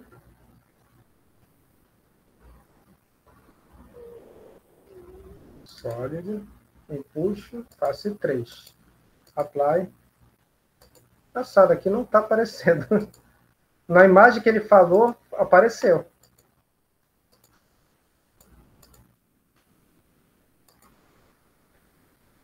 Eu vou aplicar de novo para ver se não aparece. Eu vou ver aqui. Vamos lá, selecionar de novo a área. Que é nessa aqui.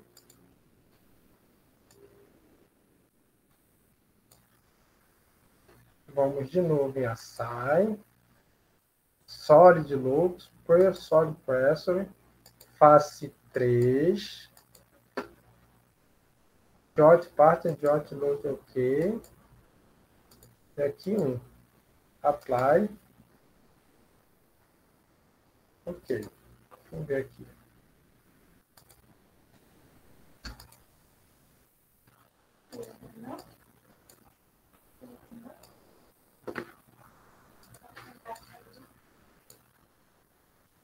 Aqui não está aparecendo, não.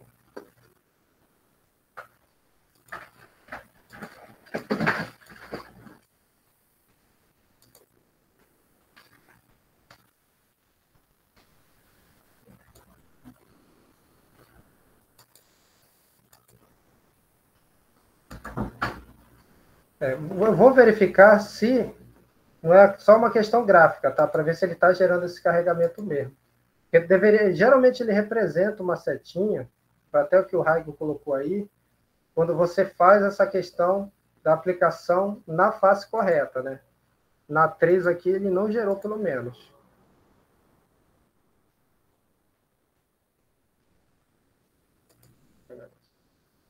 Não é aqui.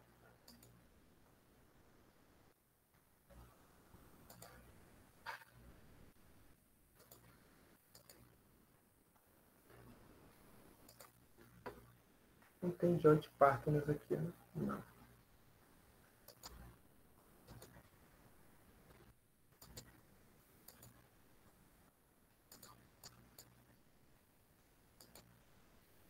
Professor, Oi. se nessa tela que está aí do lado esquerdo, a gente selecionar os pontos por ela, só da face, da primeira face, né? Não, da tela da esquerda aí. Tá lançado. Tá lançado? Só que tá lançado na 1 e na 3. Eu vou tirar só na 1, ó.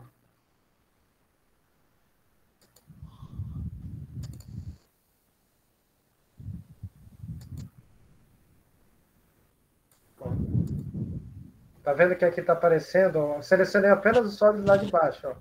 Tá aparecendo que tem lançado uma carga na 1 e na 3, tá?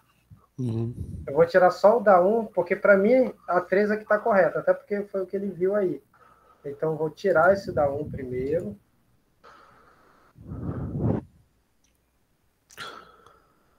Acho que é fechar e abrir de novo o arquivo. Aqui. Pode ser, não estou dizendo que não possa ser isso, tá? Mas vamos tentar só tirar esse da 1. Solid novo, surface. Na face 1, eu vou colocar 0 multiplicador. Ele já vai tirar. Bora ver aqui, só ficou a 3. Só a 3, tá? Tá lançado, então. Tem só um negócio aqui.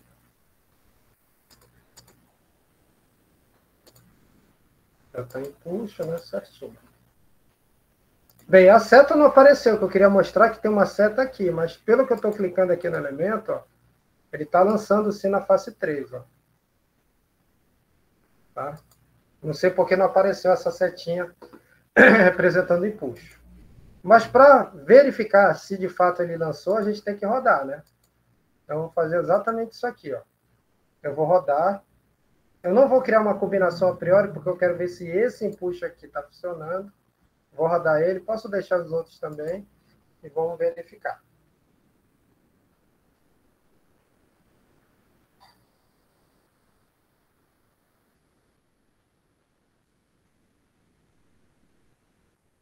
Essa daqui é a deformada do peso próprio, né?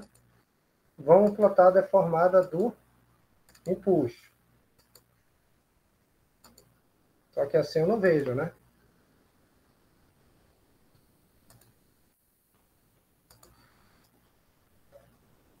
Peixe, já dá para ver o que tem. Vamos plotar um animation aqui. Eu acho que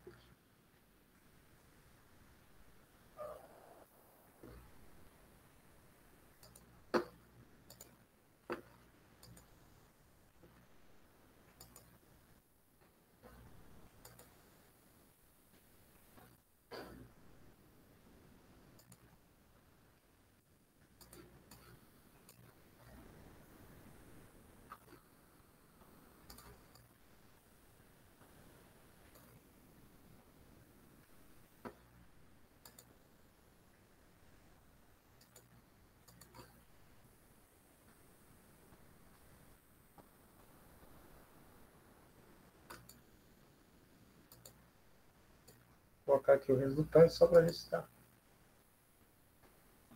Não, acho que não fez não. Tá tudo na mesma coloração. É porque ele não fez não.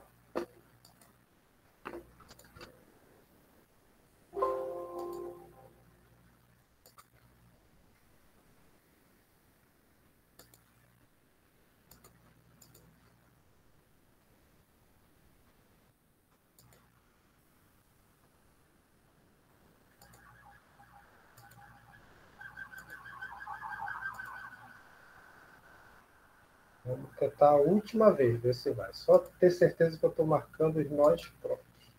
Tá pegando o som de lá, perfeito. Load partner está criado, né? Ok. Join partners está criado. Ah, já sei onde errei. Estão vendo aqui, ó, o Join partners? Era para me ter trocado aqui para Impush H2O. Eu acho que é isso, tá? Aí ele não criou para isso. Eu vou fazer isso agora. Apply. Ok. Aí vou selecionar aqui de novo. E foi isso, a gente resolveu. Vou aqui em Assign.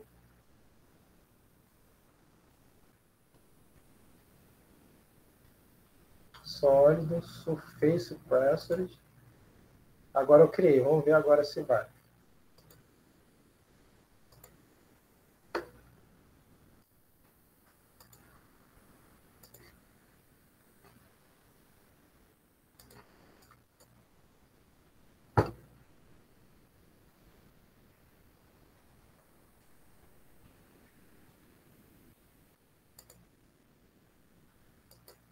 Ó, apareceu. Estão vendo agora aí, pessoal? Nada que uma revisão não permita. Ó.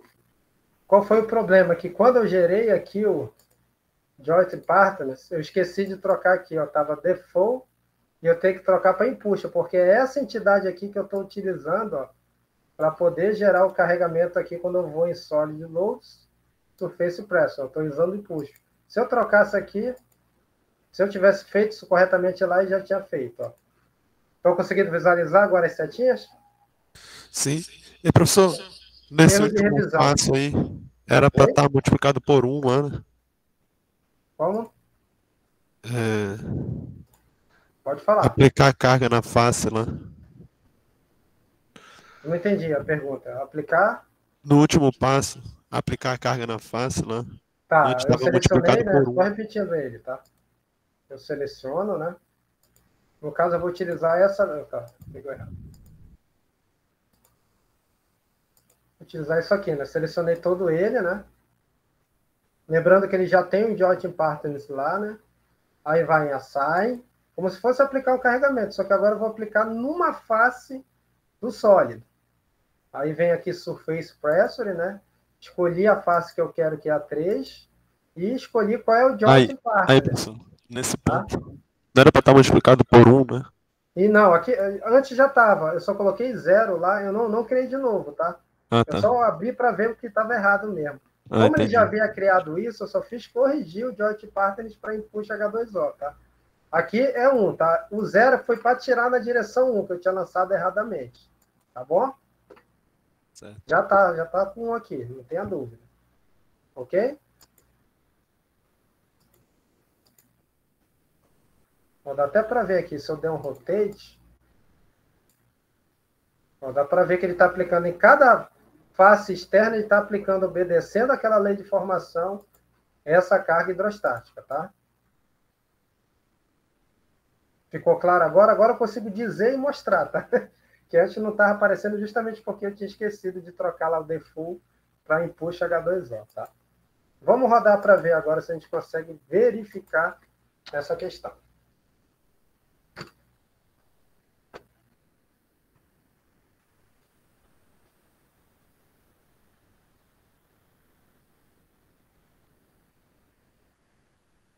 Ó, rapaz, será que caiu a barragem aí? O que vocês acham?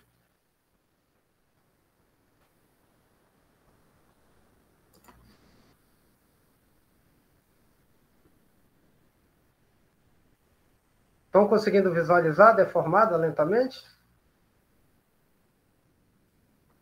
Tá balançando um pouco. É, claro que isso aqui está exagerado, né? Ali está 10 a menos 6, ó, lá, só para ter uma ideia.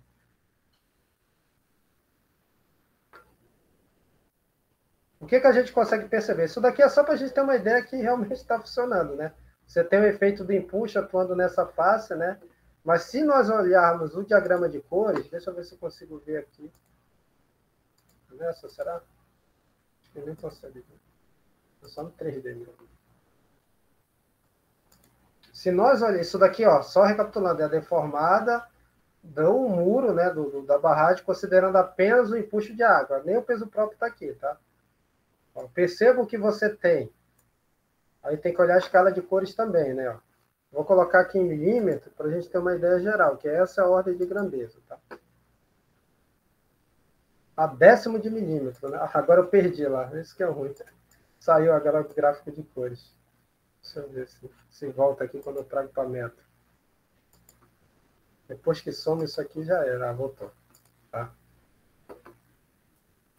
Ó, perceba que eu tenho, ó, a parte mais... Volta, meu filho.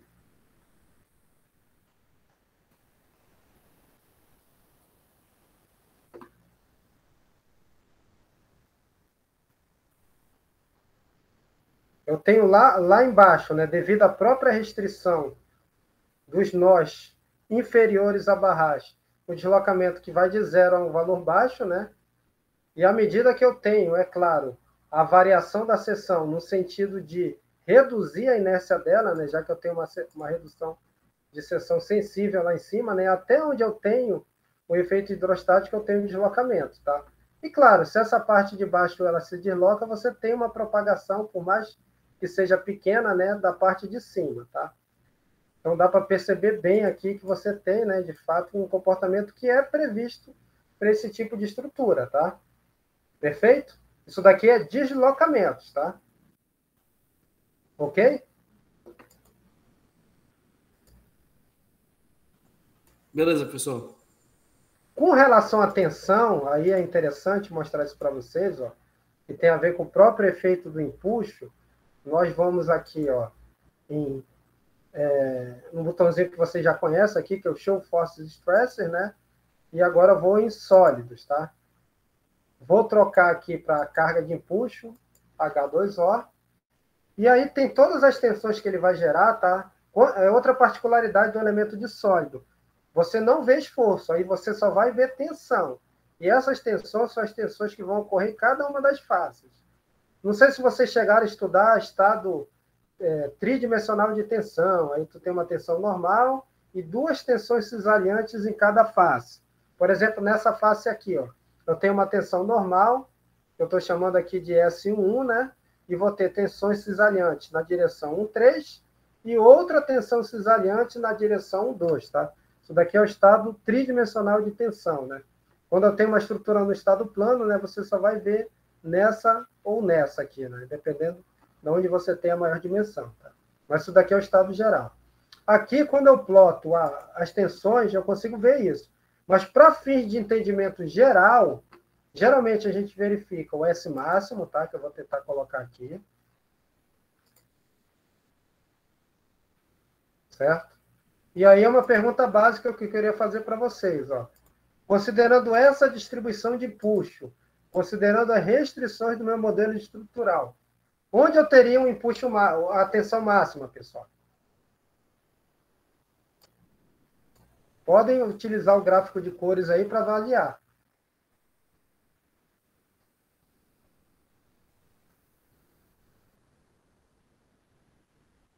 Com certeza, né? Na posição mais próxima da base. Diga. Pode dar um zoom? Com certeza.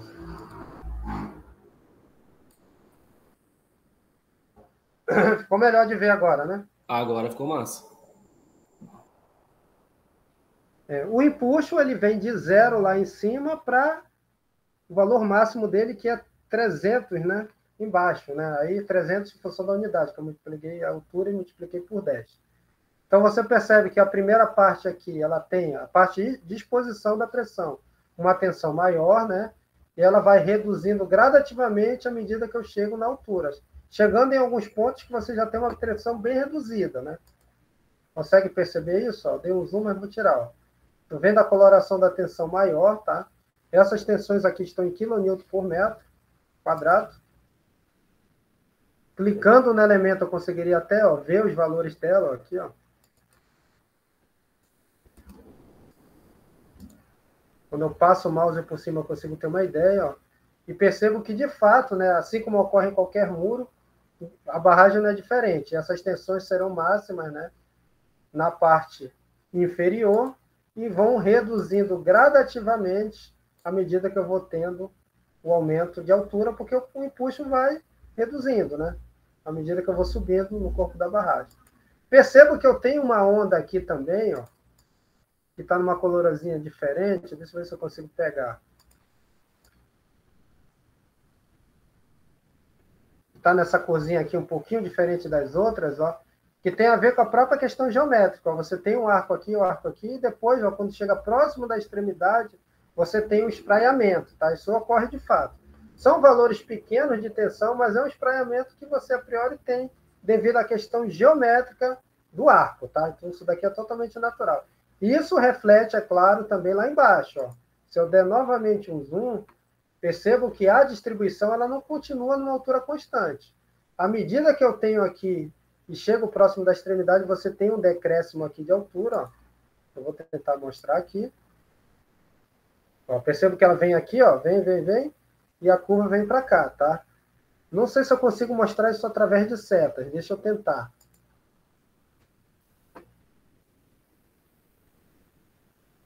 Ah, consegue. Pô, mas ficou grandona. Aí não vai ver mesmo, né? A cor é melhor.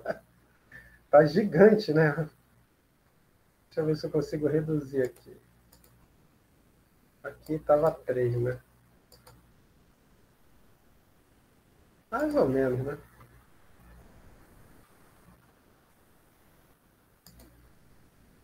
Acho que eu vou deixar só uma janela para a gente ver melhor, tá, pessoal? Vou fechar outra.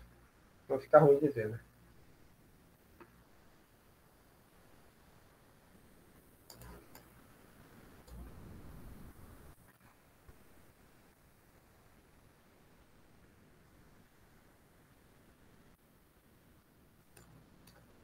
Conseguiram perceber agora? Não sei se está melhor a imagem. Estão conseguindo ver a seta azul e a seta vermelha? Sim ou não? Alguém dá um feedback aí? Sim, professor. A vermelha está mais ou menos, mas a azul está dando para ver bastante. Adivinha o que é azul? Ó? Dica é aqui, ó. Deixa eu ver se eu dou uma.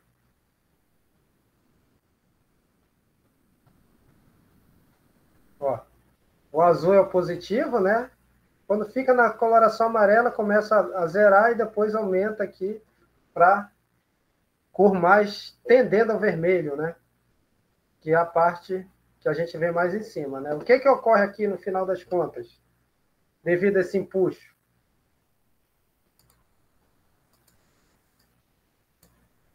Se a seta tem um valor positivo, o que está ocorrendo aí? Considerando os esforços, as tensões que eu tenho.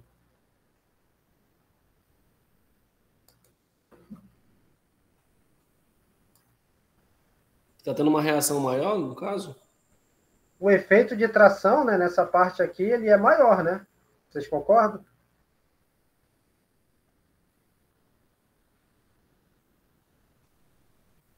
E o efeito de compressão, estou falando dessa interface com o fluido, né, da pressão hidrostática.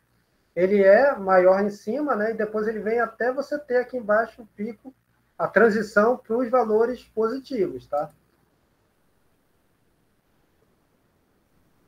Essa seta, ela não está ortogonal à placa, tá? Ela está meio de lado, não sei se dá para perceber.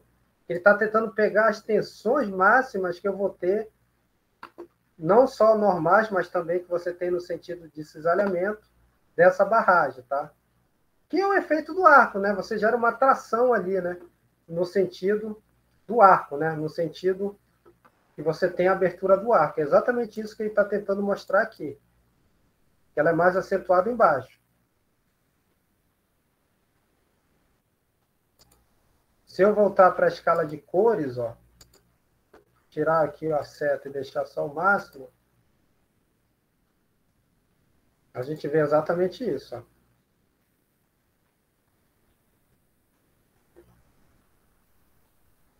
Outra forma de visualizar, não para dimensionar, mas para visualizar essas tensões, é o critério de von Mises, que é essa tensão aqui, SVM. Eu vou marcar ela, vou dar um apply, e aí você consegue ver de uma forma normalizada a tensão de von Mises, ele normaliza as tensões normais, aí você consegue ter de uma forma geral esses valores. Tá? Quando ela normaliza, ela faz o valor ao quadrado e tira a raiz, por isso que você só vê valor positivo. Tá? Por isso que você só vê valor positivo aqui. Ela é ideal para você identificar, na escala de cores, as magnitudes, sendo que a maior é embaixo, conforme já era previsto, né? E ela vai decrescendo ao longo da altura. Aí eu não posso imaginar aquele cenário de tração e compressão, que eu viria na outra forma de plotar. Aqui são os valores absolutos.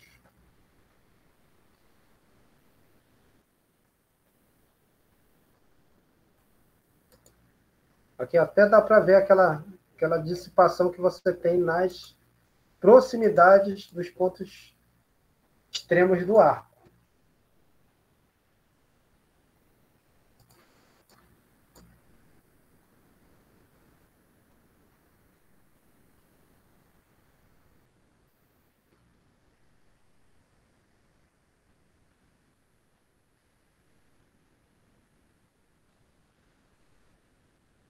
Ok, pessoal? Com relação a essa questão de tensões? Quem estava fazendo aí conseguiu chegar no resultado? Tanto no resultado visual como no resultado em escalas?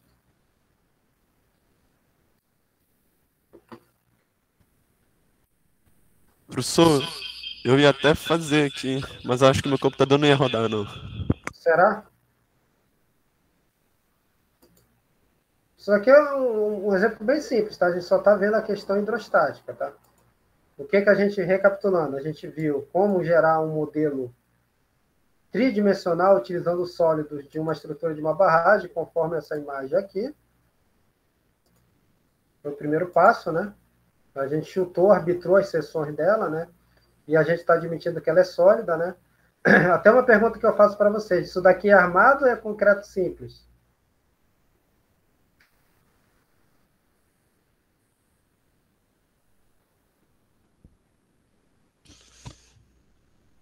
Alguém sabe? Eu botaria um aço para ajudar aí, professor. Onde? Tudo. Já pensou armar isso aí? Mandou aqui a definição a Denilson. Depende. Depende, Não, mas exatamente. pelo menos uma malha aí para combater fissuração. Isso, né? isso que eu ia falar. Pelo menos uma malha para combater essas tensões que você tem nessa área de contato é interessante, né? Mas armar isso daqui, se tu fizer a armadura mínima, tu vai acabar com o Gerdau. Uma piscininha aí. Não dá para pegar o 0,10 de BH que o pessoal usa aí para bloco, esquece, tá? Isso daqui é mais a questão do entorno mesmo. O núcleo é rígido, né? Aí você trabalha com concreto, né? Com essa capacidade, né? E mesmo assim, estruturas de concreto, você prevê aqui a questão do monitoramento de fluido dentro do material, do corpo da barragem, e tem que ter uma questão relativa à drenagem, que aí é um detalhe bem específico aí, para você garantir que você não tenha problemas de vazamento, né? Além dessa questão estrutural que a gente está batendo. Aqui é um outro caso, tá, pessoal? Que é uma barragem reta, né? Que poderia ser feita, ó. Vamos admitir que ela tem uma seção parecida com aquela, ó. Eu poderia também ter um caso de uma barragem reta. Para modelar uma reta, pessoal, a questão é bem parecida, tá? Essa daqui já foi. Para modelar uma barragem reta, vou abrir um novo arquivo. O princípio é o mesmo, tá? Vou aqui em Solid Models, tá? Não vai ser arco, tá, pessoal? Aí eu posso fazer, ó, como prisma, tá? Ó, ele já não tem aquele formato de arco. Aí ele me pergunta aqui quais as dimensões que eu tenho, tá? Eu posso inserir corretamente em função das dimensões reais do meu problema, tanto no que tange a parte aqui transversal, como também as seções, tá? Aqui a vista em planta e aqui a vista em seção. Vou deixar do jeito que está aqui para a gente ver como é que fica. Ficou uma barragem bem curtinha, né? Eu não estiquei ela, né? Mas percebo que você consegue também, com o próprio input do programa, né? Modelar essas barragens retas. E aí todos os critérios que nós vimos são válidos, tá? A questão de lançamento da carga de empuxo, a questão de verificação dos resultados, tanto deslocamento como tensões que eu vou ter, principalmente nessa interface da barragem com o fluido, né?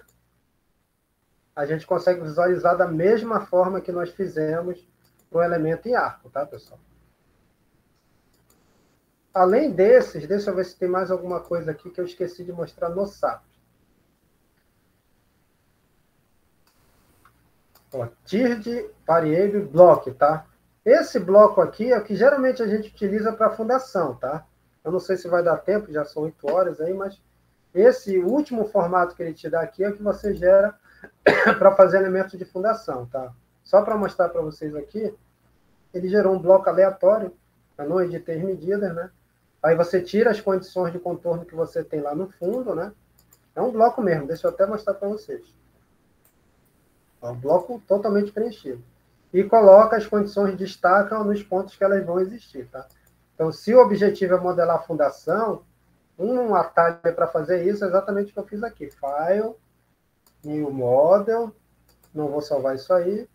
Vai lá em Solid Models, escolhe aqui Block, e aí você define as dimensões que você quer, além das divisões que tem a ver com a discretização que você vai utilizar. No que tange a material, pessoal, ó, que eu não falei, né? O sólido, ó, quando eu incluo uma propriedade de sólido, é bem mais simplificado, tá? Ó. Ele vai me dizer qual é o nome que você quer desse material, concreto, tá? Certo?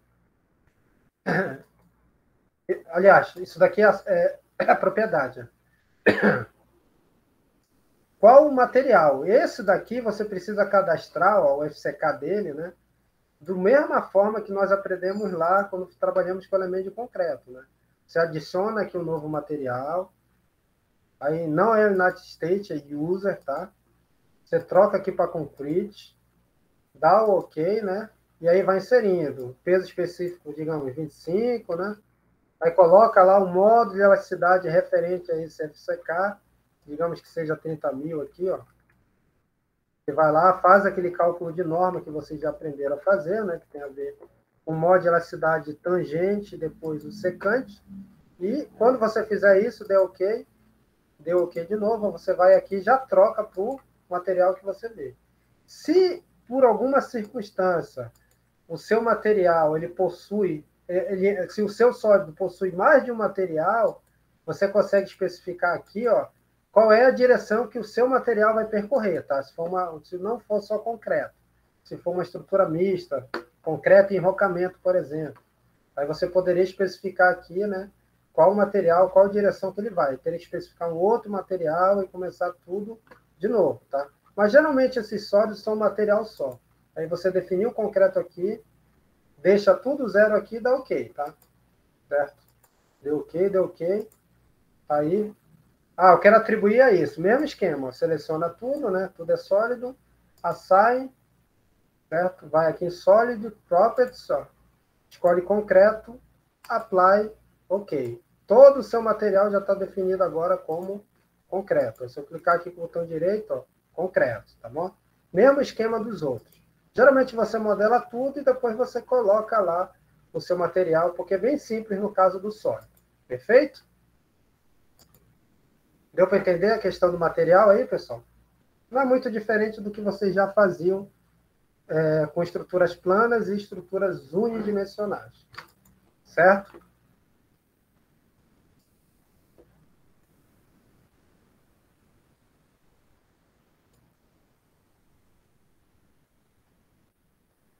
Cada material tem a sua particularidade, de fato. Então, aqui já falamos de auto partners, das faces. Se atrapalhamos um pouco aqui, mas era 3 mesmo, né? Alguém tem algum tipo de dúvida aí? Se não tem, chegou a hora da frequência aí, né?